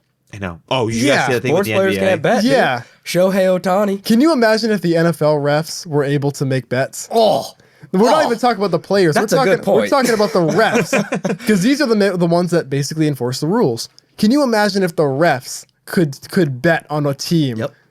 So if an NFL ref would get fired if they were caught betting on a sports team, especially on a game that they were officiating, why is it that we have people that are investing in Lockheed Martin, in Boeing, in General Dynamics, and these people are allowed to vote on whether or not we go to war? Yeah. I know, it's Wow. You know what I mean? Wow. Dude, that needs to be, that's a perfect analogy. That needs to be spread to the rooftops. Everybody needs to do that. Literally, I mean, that's what's happening. No, I agree, and I think it's crazy. And they created the game. I Yeah. mean, they were like, the refs, the founders of football. But you know what the worst part is? In order to pass a law against it, you know who would have to vote on it? The freaking refs. Yeah. Yep. So at the end of the day, we're kind of cooked. But yeah, no, it is pretty insane, the corruption that it's reached, and it is on both sides of the aisle. And I think, but as long as they can get one side to say my team's corruption isn't that bad, but your team's corruption is even worse, and then the other team to say no, your team's corruption is worse than my team's corruption. The real guys slip away. The guys that are doing the corruption get off scot-free. You know what I mean? And I know that we were gonna say this, a big part of the section for this. So you had talked about you seeing all this corruption. You saw the enemy. This brought you to Christ. Yes. This was when you were getting really deep into the 2030 agenda, right? Yes. All right. I'm really interested in what you have to say about this. I kind of am a little bit versed in, of course, social media, but yeah. Yeah, I want to know where you see our society going. Oh, that's a good one. Yeah, that Agenda 2030, Great Reset, whatever you want to call it. There's a lot of terms to describe it depending on like where you are. It's pretty terrifying, I have to be honest. Like, you can watch the videos from like the World Economic Forum, and they always it's always like said in like a way that's supposed to sound nice when you really dig down to it, and when you lived through COVID too. Like, digital ID, I think, is a good example of that. That's good. Didn't Vietnam freeze, what was it, 83 million bank accounts? Something like that, yeah. 86 million bank accounts because people were refusing to get the ID. Those aren't free people. Yeah. They aren't free. And it's coming soon to a country near you. There's been 10, 15, 20 Great Britain's rolling it out, right? Yeah. That's what I was saying. The UK, history always shows that whenever you give governments that kind of power, it never goes into a good way. That's why, it was the taxes and everything that the founders fought against, but that was also the other reason why the framers of the Constitution specifically wrote, small government, and they actually intended for really the federal government not to have the power that it has now. Actually, technically, the more local governments were supposed to really have the bigger influence, like your town government, your state governments, and they've just exactly. Yeah. But now you have you've got this big bloated federal government that was nowhere near designed when the framers wrote the Constitution. And I understand, like, people say, like, it's a different time than when the founders were around. Yeah. But at the same time, history always shows when you give the government this power, because governments are run by man. Let's just be honest. Man is fallen. And and I'm not saying that as someone that says, "Oh, I hate people." Like, that's just the general view as a believer. Like, you begin to realize that we sin, we're fallen, we need a savior. Yes. And when you get people running governments who might have moral corruption, moral problems, it just amplifies it. Exactly. Things happen. Yeah. It doesn't matter what side of the political spectrum, because there's people on the Republican side who act like they're such staunch conservatives and all this, but they're really no different than like the left and everything. They just love to play the game of getting everyone fighting each other. But that Agenda 2030, So what is, like, just before, and there, I would say, to use the word pillar again, there's pillars that they're going to roll out to do what main goal? Yeah. I think if you're asking, like, what's the next step in that plan, the next pillar for it, I've been saying this to some friends and family off the record. Allegedly. I personally feel in the next 5 years, and this is going to be kind of scary, I feel like there's going to be some sort of event that's going to happen. I don't know. I've been feeling that's been coming since I really started getting into this, but in the last 6 months, I'd say, my spidey sense has been feeling like something is about to break. I can feel it, because you look at the economy, for example. The economy is in shambles. People are defaulting on debt at record levels right now. The U.S. just hit $38 trillion of national debt. That's unpayable. Exactly. That's forever. And you have also the political division too. I would not. Even in Chicago right now, there's ICE agents getting shot at. Yeah. People are. It's gone beyond the point of disagreeing on things. It's gone beyond.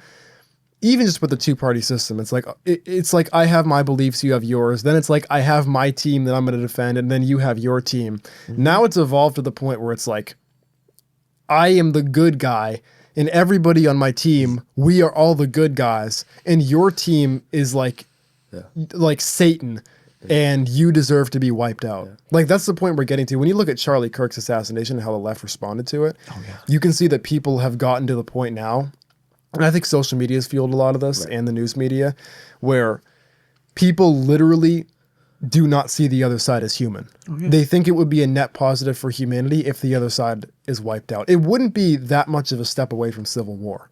I know. I think it's going to be a spiritual war mixed up in a civil war. Yeah. And I think that if it really gets bad, that we will see a falling of the left versus right. It's going to become good versus evil really quick.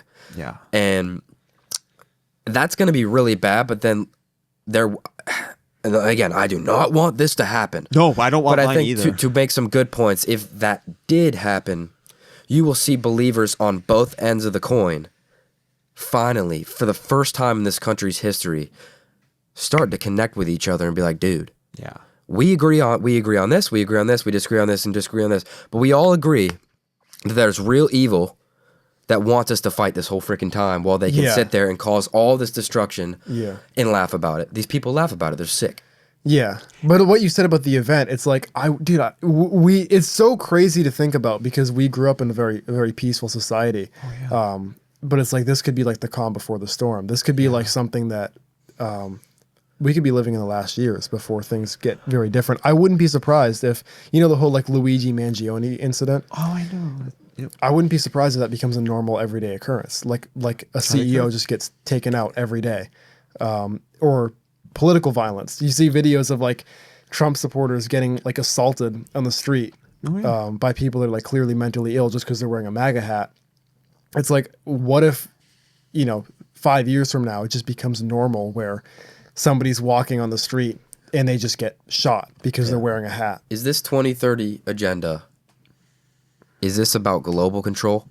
Is this about forming a tyranny, like a single government? I always give the analogy, Hunger Games. You've seen the movie Hunger Games? Yeah. Dude, everything is like kind of getting that way. Like, the 12 districts? Yeah. Like, that'll just be the countries. And then you'll have the head guy over everything. It won't be one guy. It'll be a group, but it's looking at terrifying. The moment, like that's almost what they want. Is there something we can do about it? But actually, I was going to go back earlier, just for people that don't understand the 2030 agenda. What is like, because you've done a lot of research into the Great Reset. You've studied these guys like the WEF, the Bilderberg meetings. You've talked about these. I saw a little chuckle over there on that. Yeah, I was like, oh, we're really going there. Well, it's like you talked about how there's like the World Bank. There seems to be like a coordinated effort to unite the world under one government, one currency, and basically amass control over the population. And there's the own nothing and be happy thing. Could you kind of like describe bug protein and but like for those, because there are a lot of people watching that are totally lost right now, so I want to back it up a moment. The agenda. Could you describe like what does the world look like in 2030 according to these billionaire sociopaths? So if they really get their way, and that's saying like everything falls to plan, there's going to be a system of the best thing I can compare it to, honestly, and I know a lot of people say it, but is if you look up what they have in communist China, the mass surveillance, digital currency, facial recognition, that I think is really ultimately like the end game. Like, that's what they want with the digital. What the digital IDs are is really just a matter. It's another way of the government to control you. It's really about having a big government controlling the world. Some in the OG like field of noticing this stuff called it like a prison planet. That was like the old term for Alderaan. Yeah, I'm trying to replay on what you're saying. So Red Hot Chili Peppers, I don't know if you guys know them. Yeah. Californication is like pretty much talking about, world domination, and it says psychic spies from China try to steal your mind's elation, and little girls from Sweden dream of Hollywood quotations, which is Greta Thunberg. And then there's another verse, which is it was pretty much telling us like, they're trying to get to Alderaan, which is in Star Wars, how you're referencing that before, is a total planet controlled by one entity, total control, mass surveillance all over the place. it is what these crazy people talking want. like the Empire in Star Wars, how they basically have... but then like Eldaron was like Empire like to the max. Yeah. So, I think, and that's really the most disturbing part is the fact that it basically is almost like the end of autonomy almost. It's like all public transportation. Yeah. Digital currency. Like if they were really listening in, because if we lived in China right now, we probably wouldn't be having this conversation. Not on this podcast. Yeah. And that's pretty scary to think. Like we think, because we're in America, that feels like it's a very different area. It's really not. It's in the same world that we live in. But we're also we've just had it. We've had it good in America for so long, even through the rough periods. It never was like as bad as what they've had in China. We're also not trying to discourage people. Like I think now is the time to actually talk about these type of things, right? Yeah. To not, even though the world is going, like it's going, it actually like it doesn't have to. Yeah. Right now, at least, it doesn't have to. Yeah, it doesn't have to be. We can have children, and then their children can be okay. After that, I don't know, but no, honestly, they could turn around. Yes. Right. We could. You asked about solutions, though. Yeah. So that's what I want to get into. I guess the first question is like, is there a way this can be reversed? And if not, is there a way that the average person could survive it and maintain some of their freedom? First thing that I say, and it wasn't the first thing when I made my documentary. Full disclosure, I made like a documentary film. I made it for the college Republicans, specifically like to educate them on the Great Reset. Can't find it now. But one of the steps that I had in there, and I now have moved it to my number one step you do to prepare this, is get right with Jesus. That is the very first thing. Get right with Jesus, because if you don't have him in this, it's very scary, can bring you down, can also make you angry. Like when you're dealing with this stuff a lot, like that's one of the things I had to learn with dealing with faith was know how to just give it to the Lord, not let it really bother me. The biggest thing that I'd say, one of them is, and this is what I'm doing, I sort of pulled back a bit from the national angle as I go more into another career field, because I did so much in 2024.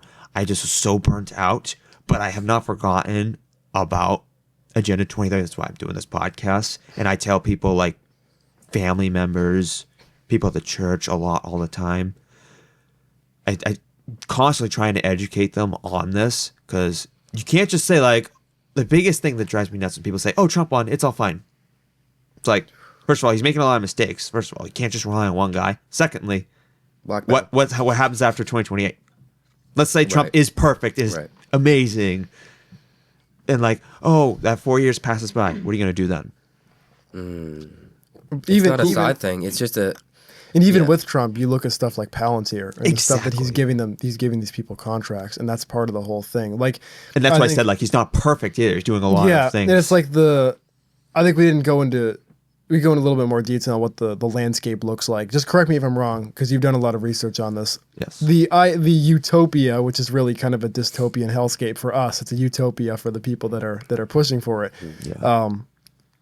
You mentioned in that documentary that the world has about 500 million people in this paradise. That was something written once upon a time on the Georgia Guidestones, which was funded by a bunch of like rich elitists, and a lot of people heralded it at the time as like the pillars of what will make up the global agenda.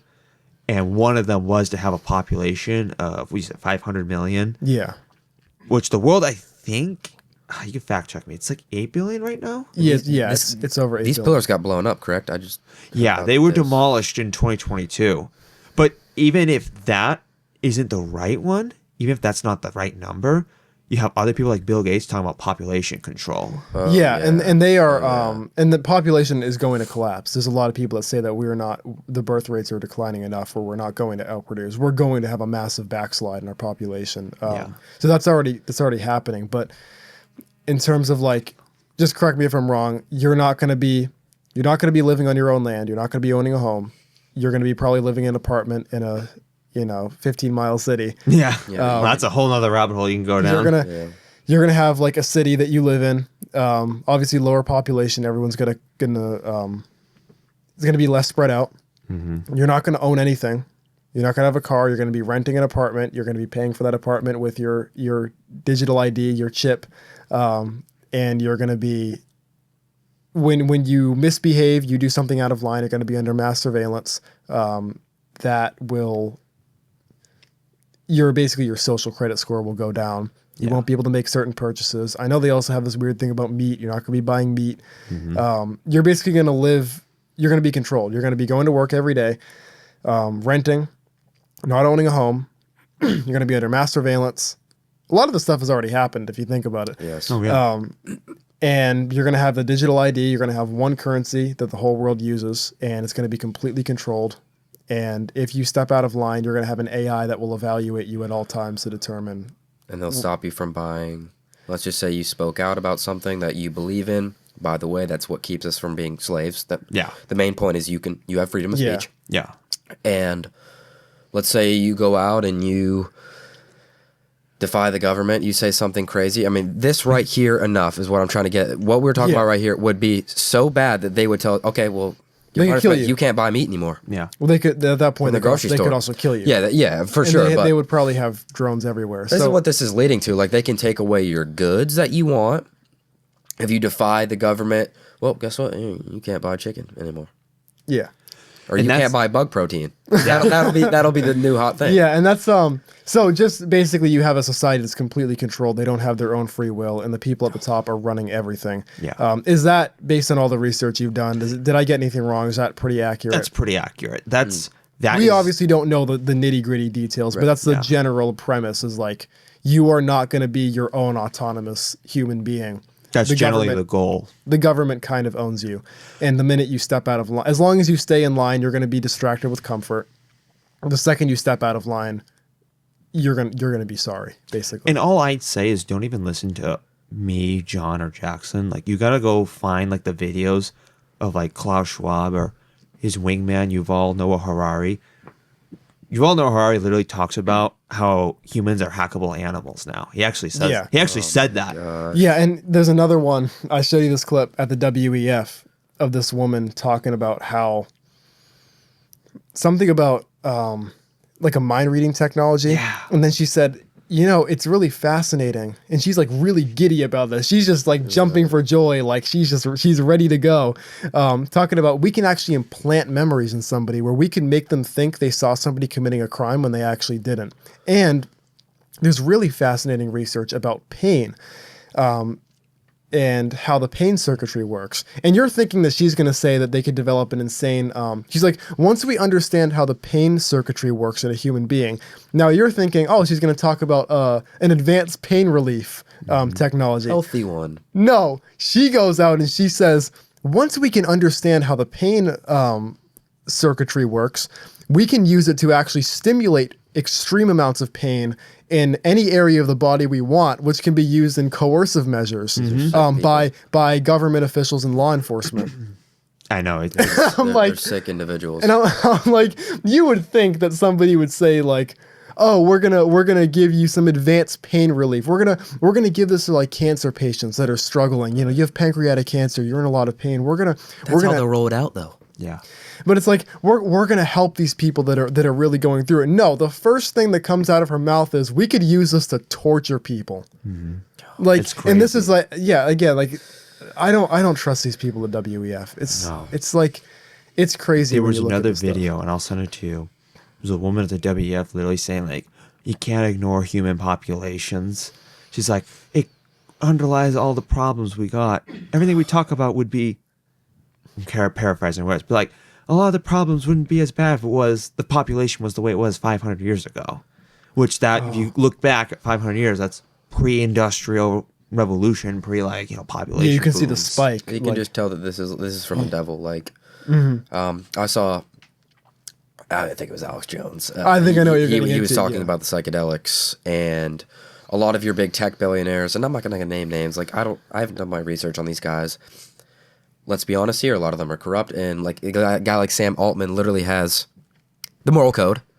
He holds the moral code now because when people ask him, what is this? Anyway, Guys like that, they have an infatuation with like extreme psychedelics, like 5-EO, 5-MeO DMT, like frog poison, and what it does is like it put like you're not even real. You don't even know you're alive. You go to a different place, and I've heard people that like some people like that have really bad PTSD. It's helped, and then there's the other coin of it, and then there's people like these tech billionaires, and they are so infatuated. What they all say is that when they take it, that they have all these clowns and these jesters, you know, like that you see in a circus.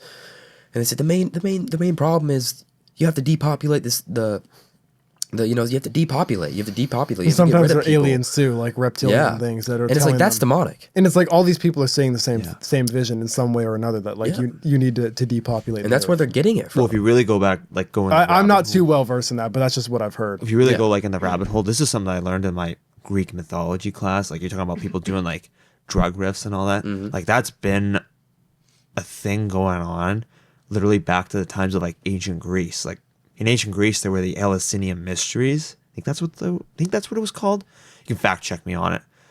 But there was this group that they would go to, this place they go to, and they literally would take this like special concoction, and it was almost like ancient Greece's version of like taking DMT or acid or something like that. Yeah, and that's something I learned in my myth class in college. Reminds me of you ever seen the movie Dune? I have not actually seen Dune. I gotta watch it. The second one, Dune Part 2. They have this thing that they call the water of life. They drink it. It's like these. They have these like they call them Bene Gesserits. They're like these witches. And the main character's mom is one of them. Yeah. And in order to become like this, I forget what the title is, but she is the supreme something. Basically, the supreme like witch. The Reverend Mother, I think is what they call them. They're like weird. They're like nuns, basically. They're like nuns, but they're like demonic. And she drinks this thing called the water of life, and she goes into basically dies for like 3 minutes. She's like pretty much dead, and she has this vision, I believe. I don't know if it was her vision or the main character's vision that he has later, but it's like him walking through this group of people that are starving to death. And there's this big war spreading, and it wipes out a lot of the population. It's like stuff like that. And these Hollywood directors are some of the most demonic people. Yeah. And that movie did give me weird vibes. I mean, it was a well-made movie. Like I can respect the art behind it, but that movie was really like it was one of those things that makes the hair on the back of your neck stand up. It was very occultic. You want to see a movie that will really like make you question things? Watch John Carpenter's They Live with Roddy Piper. It's a film that came out. Oh, you gotta watch it. I think it came out in like the 80s, if I remember correctly. So basically, the film stars Roddy Piper, who was a very famous pro wrestler at the time. And he's like a guy in Los Angeles who's very much down on his luck. He comes into the city homeless, and he starts working at like a construction firm and finds housing like with a ministry through like there's like a church nearby, and there's other people like helping with the assisted housing. But he picks up these glasses. He actually picks them up at a church, believe it or not. But he starts putting the glasses on, and literally like all the advertisements go from like the advertisement to like propaganda. Like one of them said like obey. It was like a tech advertisement. He puts the glasses on, and through the lens of the glasses, it literally says obey. And there's another one that says like no independent thought, you know, do not question authority. That was another one. And he's like going through LA, and he sees that there are these people who are like aliens.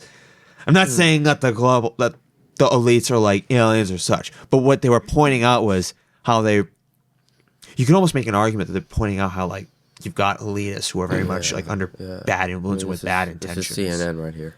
Yeah. But you asked about solutions. Yeah, I want to get back to that. You know, on a positive note. on a positive note, like faith in Christ is a very important thing to do. You need it. And then the second one is you should pay more attention to your local town politics, city government politics. Honestly, that is probably even more important than what happens at the federal level. That's all I'm going to say. Yeah, because your zoning laws are very important. That's, you know, that controls housing and everything. That you've got to keep your eye open on that. You know, what your board of selectmen, aldermen spend, that ultimately is, can play into the Agenda 2030, whether if you're in a small town or a city or anything. The other thing is, if you're going to support candidates, hold them accountable. Like, make sure they're not bought off by, big pharma lobbyists for, foreign countries, regardless of the foreign country. Regardless of the foreign country. We all know what foreign country we're talking about. Said it that far out. But anyway, continue. Yeah, foreign countries, big pharma, military industrial complex, big food. You really got to hold them accountable and make sure that they're actually coming in to represent you.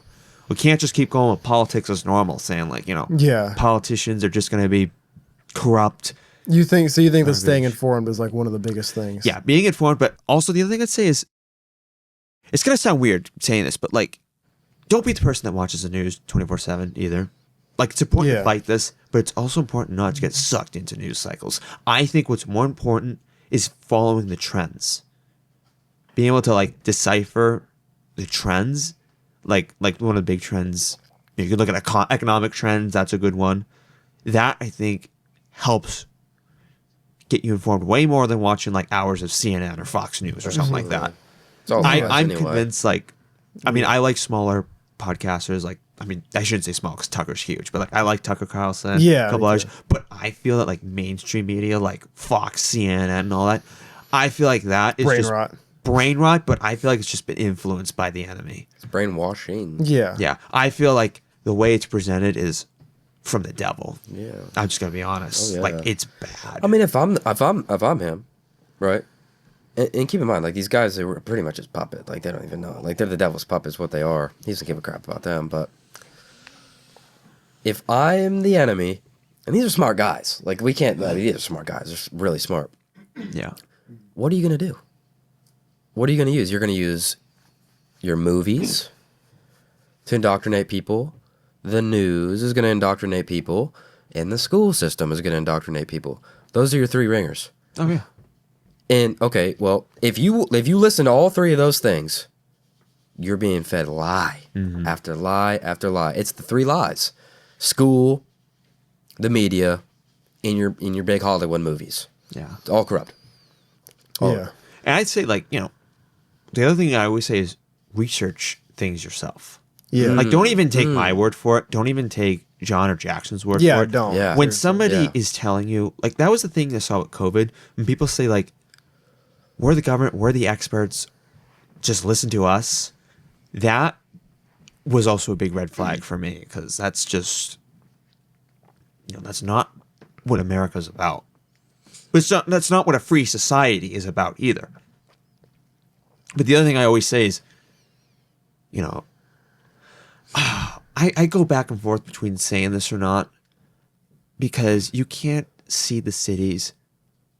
I don't know. I'm a little biased because growing up in New Hampshire, we don't really have big metropolitan areas. You got to go down to Boston for that. Mm-hmm. I've always gone back and forth between saying get out of the cities, but then it's also you're ceding the cities to the enemy. That makes sense, right? I just saw this on Tucker. He was you need to get away from them, but it's you can live in the rural areas, but you got to get right back into the cities to keep those things safe too. Doesn't mean you have to live in them, but they are the main control points. You can support them from the outside. Absolutely. Or even get in it, Because the cities right now are just not safe. And if something does happen, like a power grid failure, city is you're screwed. You have basically zero chance. If your power grid or if a nuclear bomb goes off, you're screwed. The Pentagon ran a simulation. You can fact check me on this. I believe that if the power grid were to get taken out, we're not talking about a nuclear war. Yeah. It could be caused by a nuclear war, but just a regular power grid gets taken out. Do you know what percentage of the population would die in 30 days?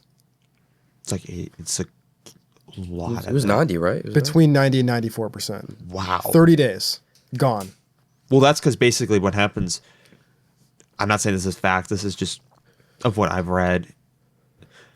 I don't know 100% if it's true or not, but they always say, I think it's within a week, people start to break down.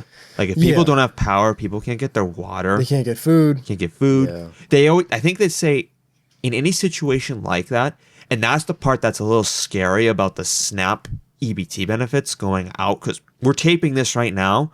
I think it's like 4 days till that starts on November 1st. They say always within 72 hours when an event like that, like a power grid's going down, they say within 72 hours the grocery stores are looted and empty. And I say, that's the other thing I always try to say, like, if you're in a rural area, you gotta, this is why I try to start doing gardening on myself. Yeah. Thinking of getting more livestock. I always grew up with sheep, but I think you gotta really like take control of your food production. Also, it's also good because like all the stuff they put in food too. Like I want to be at the point where like I have my own home and I'm able to grow my own food. They don't like you, John. Gardening. I mean, they don't like people saying that. These people don't like people saying that. And I can't wait to marry a woman that they don't like either. Yeah. Look, who's going to take care of the garden. Yeah. That'll be awesome, man. Look, it's great that we can go to the grocery store and we have that convenience. Like we are blessed to have that in America. Like it's great. Mm-hmm. But it's also made us realize that, to put it to perspective, I think I was reading the stat that when the Great Depression happened, I forget the exact number, but it was way over half. I think it was almost like 80% of the population at the time was a rural population. They lived and were able to sustain themselves in those rural areas during the Depression. Farming, hunting, and everything like that. Like there was a period, I think I remember like it's like a baby boomer or something like that. Someone who was born like not long after that period. They said that growing up, it was rare for them to see deer because so many deer got hunted during the Depression. But now, in 2025, I believe the numbers are reversed. I think it's like 80% of people live in like metro areas or something like that. And that's just... And then they don't even eat meat. Yeah, it's just not... It's just not how we're designed to live. Like, we're designed to have land, grow our own food, know where our food's coming from. I mean...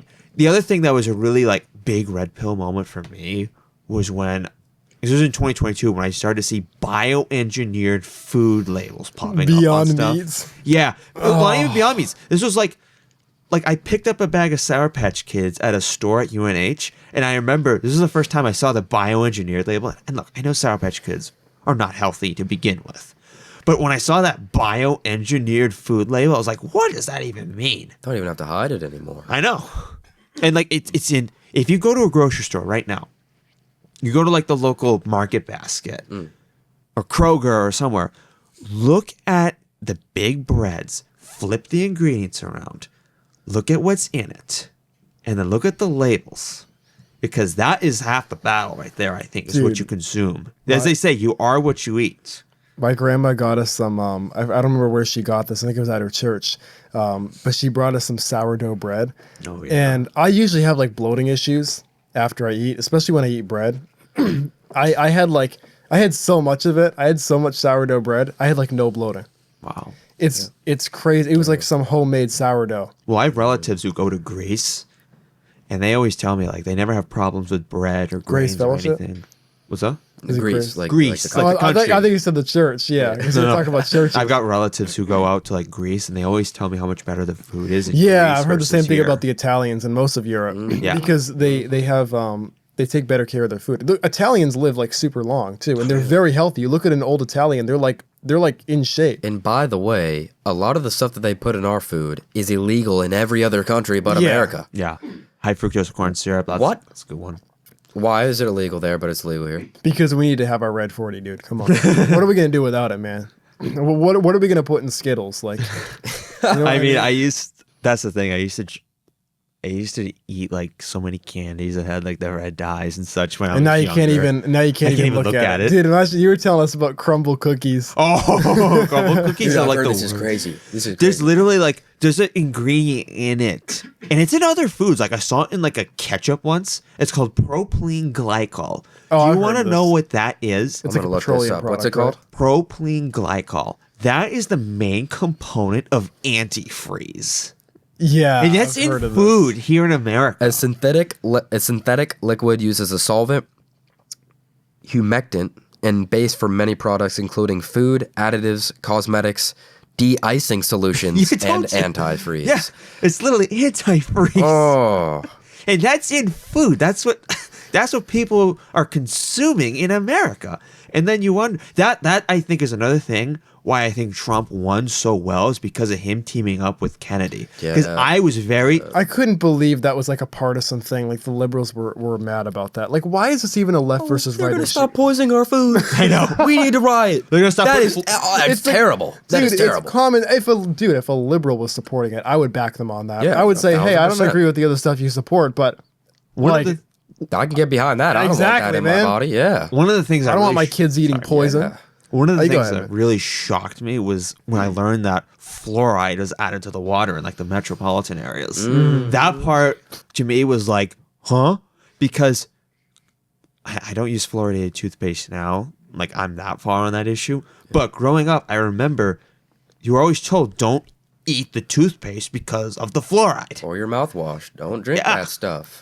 But I was like, it's okay for the government to put it in the water. Nothing wrong with that. Nothing there. Yeah. But yeah, so I think just to kind of summarize, to kind of bring this home here. Yes. To summarize what you were saying, at a systemic level, obviously our society is moving towards control, and that's kind of what it always. You look at human history. There's always, and even other species aside from humans, there's always this hierarchy. And there's this consolidation of resources, like just like how markets tend to move towards monopolies, governments tend to try to take more control. Obviously, even if you just look at today versus 1776, when our country declared its independence, our founding fathers would throw up if they saw what was happening. Yeah. I mean, like you look at the late 1700s when we were founded and compare it to now. I mean, it's crazy. So. Obviously, a society seems to be moving in that direction. What you're saying at a systemic level is to elect politicians that are willing to put a stop to it. Yeah. Elect politicians that are pro-freedom, that support our individual rights, that are pushing back against this mass surveillance, this allegiance to foreign countries, this consolidation of control from the government and bloating. And you said hold them accountable, right? Because a lot of times you see people selling out. And I sometimes I worry if that's happening to our administration right now, where I agree. I feel like it's not the same as it was in 2016. No. There's a clear difference between it's almost like the dude was cloned.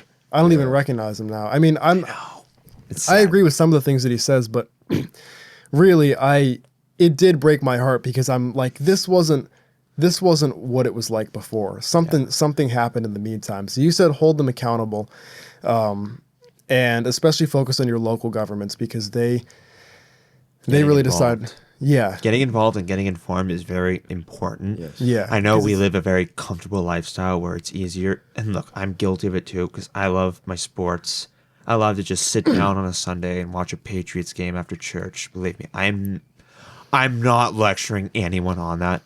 But you've got to also know what's going on in your community, how your money's being spent. Yeah. Are they complying with agendas from outside of the town? Like, is there money, not even from a foreign country, but is there money from like another city from out of state coming into your town? Because your school boards are very important. And as we've seen the parents going up to school boards, like that is ultimately the people who make the decision. Yeah. The guy on the children. The guy that goes to school board meetings and he takes books from the school library and he reads them out loud and then they end up having to escort him out because his language is inappropriate. And he's taking the books from the elementary school library. Yeah, and then that's wicked. And then they're in a room full of adults like parents and school board members, and then he starts reading the books out loud like, "Sir, your language is inappropriate. That's obscene language. We need to get him out of here." I mean, I would just want to slam one point home. I think everybody can agree here. Yeah. That flag that's standing right next to you, bro. Yep. That's ours. It is. That's where our home is. Yeah. And all the corruption. I love a lot of people in this country. Mm-hmm. So it's my home. It's my home. I was born here. Yep. We were all born here, right? Yep. And all the madness, all the two sides fighting, third guy there laughing, okay? I think the point that I really want to drive home is if we love that country, then we need to stop fighting amongst each other. We need to love the people in it. And love each other and really recognize that the third guy is the one doing it all. Yep. And that this doesn't have to be like this. Yeah. There is an answer. And there is no better time than now, right? Like to really get on a freaking camera, put a mic to your face, and start talking. And this is where people are going to complain. I can already see the comments a mile away. I can smell them a mile away. Like, you're going to have all these people that are going to go, well, I thought you this is really political, man. I'm going to unfollow you guys. It's like, you're going to have people that will get really offended. They're going to say it's too political.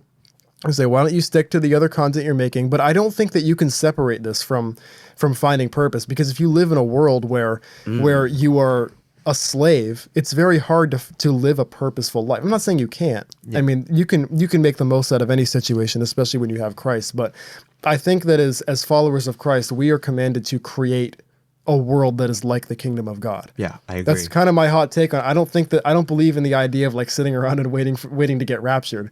It's like, I believe that when Christ says love others, that doesn't just mean like, obviously it extends to relationships, but also your society. I mean, how can you say that you love humanity and then you just kind of roll over and take it when people are doing this to you? I mean, that's why we don't separate the two.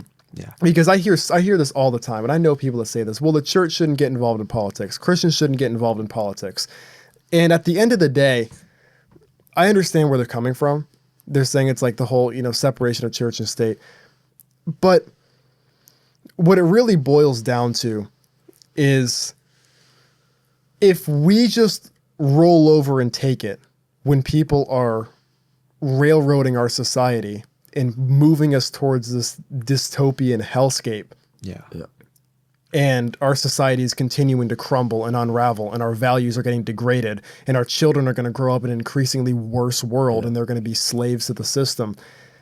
If we're just going to stand by and let that happen because we don't want to get too political, can we really claim that we love the world? Yeah. Can we claim we love people? Can we claim we love humanity? Yeah. And that's why that would be my response to the people go even deeper. Do you love your wife? Do you love your kids? Yeah. Do you love your grandchildren? Do you love their kids? Do you love your communities? Mm-hmm. And if you do, then you will fight. You will fight like hell to protect it. Yeah, and that's okay if we disagree on a few points, but we agree on the main point that America is being attacked right now. And I think that a lot of people, like I said, a lot of people on the left, I don't agree with, but at the end of the day, a lot of people want the same thing. Mm-hmm. They want everyday working class people to be able to afford a home, to get married if they want to have children if they want to, and have a decent life without struggling in poverty. And a lot of times you just have different ways of going about doing that. But if they can get people to fight over the methods, and they can get people to fight over like smaller issues, they can prevent the country from uniting. And I think what you said about following Christ really hits the nail on the head, because when you look at people like human beings, even people that you disagree with, and you say, hey, I disagree with you, but I understand that you're made in the image of God. And you look at them like it's us against evil, not me against you, or my team against your team, my party against your party. It is us against evil, and you were looking at the good of humanity. What you said really hit the nail on the head there. And I will say, to bring it all home, Donald Trump is not going to save you. Joe Biden is not going to save you. Ron DeSantis is not going to save you. Kamala Harris is not going to save you. Now, I just named 4 politicians on both sides of the political spectrum, because ultimately, at the end, I don't want this to be necessarily like a full-on attack on either side. Right. We spent, I think, just as much time, criticizing the current administration, just as I was complaining about COVID and lockdowns. But at the end of the day, it's not left versus right, it's up versus down. It's really, America is really being divided. And there's things I disagree with, like on one side. Like, I don't like the trans stuff. Like, I'll just be honest. Like, that's a value thing. But I think that's just another ploy by the enemy. We're getting divided instead of realizing that the enemy's causing that and causing the confusion. Yes, and the people too. It is, at the end of the day, it's a spiritual war. And I don't think all you can do is prayer. Like, I know there's some people that say that. You do need to pray a lot, though. You need to be involved, informed, and also just informed. And even if it's just like getting involved in your board of selectmen, if you're a small town school board, or running for like a state position, if you can't cough up the money to run for Congress, like I get it. It requires a lot of money. But it is important to be involved and to be civically involved. Yeah. But you got to do it. It's important to do it. for the right reasons is really, at the end of the day, not doing it for political gain, but doing it to build the kingdom of God. And to say no to the enemy, say no to his plans. The whole idea of globalism, partisanism, and everything, that's ultimately just the enemy doing that at the end of the day. It's a result of sin. This is a world... Man fell after we at the garden. We are fallen, and we all need to have a savior.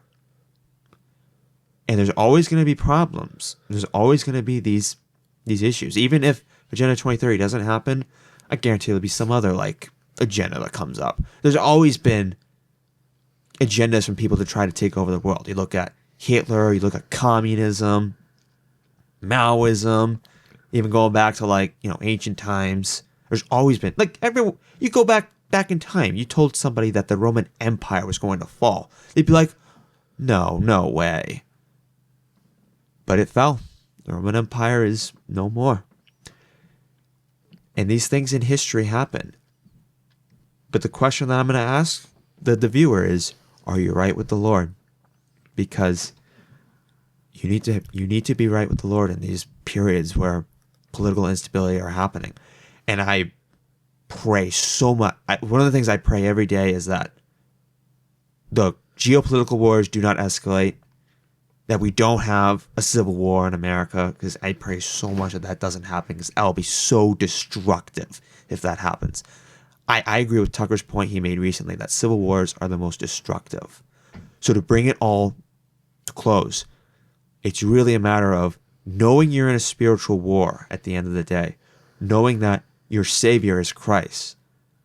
When you put your faith and trust in Him, everything else starts to work its way out. And if Christ is with you, who can be against you? Man, thank you so much. Thank you. That was awesome, said. One thing I totally almost forgot, but I didn't. It's our tradition to get every guest a gift for coming on the show. Oh. Yeah. So I got you something that I think you'll really like. All right. This is because I know how you tend to get into Twitter wars, and you get a lot of people that are opposing you, even when you speak the truth. I figured this would be the perfect gift for you. So here you go. You can show this to the camera. That's awesome. What does it say? It says, notice, I'd agree with you, but then we'd both be wrong. I love it. Yeah, man. That's awesome. We got to get you to sign this too, bro. Oh, sweet. This is going to be the OGs. Oh. Every time I got to get over my chair and drop the pen. Every time we get somebody to sign, this is going to be OGs, bro. This is going to be in a... It's going to be in a big glass case, like the Declaration of the Independence of our Independence or something like that. Sweet. Yeah, man, we appreciate you coming on the show. Thank you for having me. I have to admit, I rarely do media interviews like this in my time in politics. Just be honest, because there's so many people in the media who can take advantage or take something you say out of context. I'm not talking someone on social media. I'm talking the actual person that's supposed to do the interview. That's their motives, is to get you to kind of... Yeah. And when I always catch you saying wacky stuff, and they'd be like, oh, look at this guy. Yeah, it's a gotcha moment. They're just looking for a gotcha. Yep. Thank you so much. Thank you. Let's go, dude. But yeah, no, awesome. I really appreciate having you on, man. Yes, sir. Yep. It was definitely one of the most controversial episodes we've ever done. It was, but at the end of the day, Christ is what can heal all of this madness. Right. Mm-hmm. And I guess that's a good point to drive it home, man. Thank you so much, David. Thank you for having me. Yeah, thank you for coming on.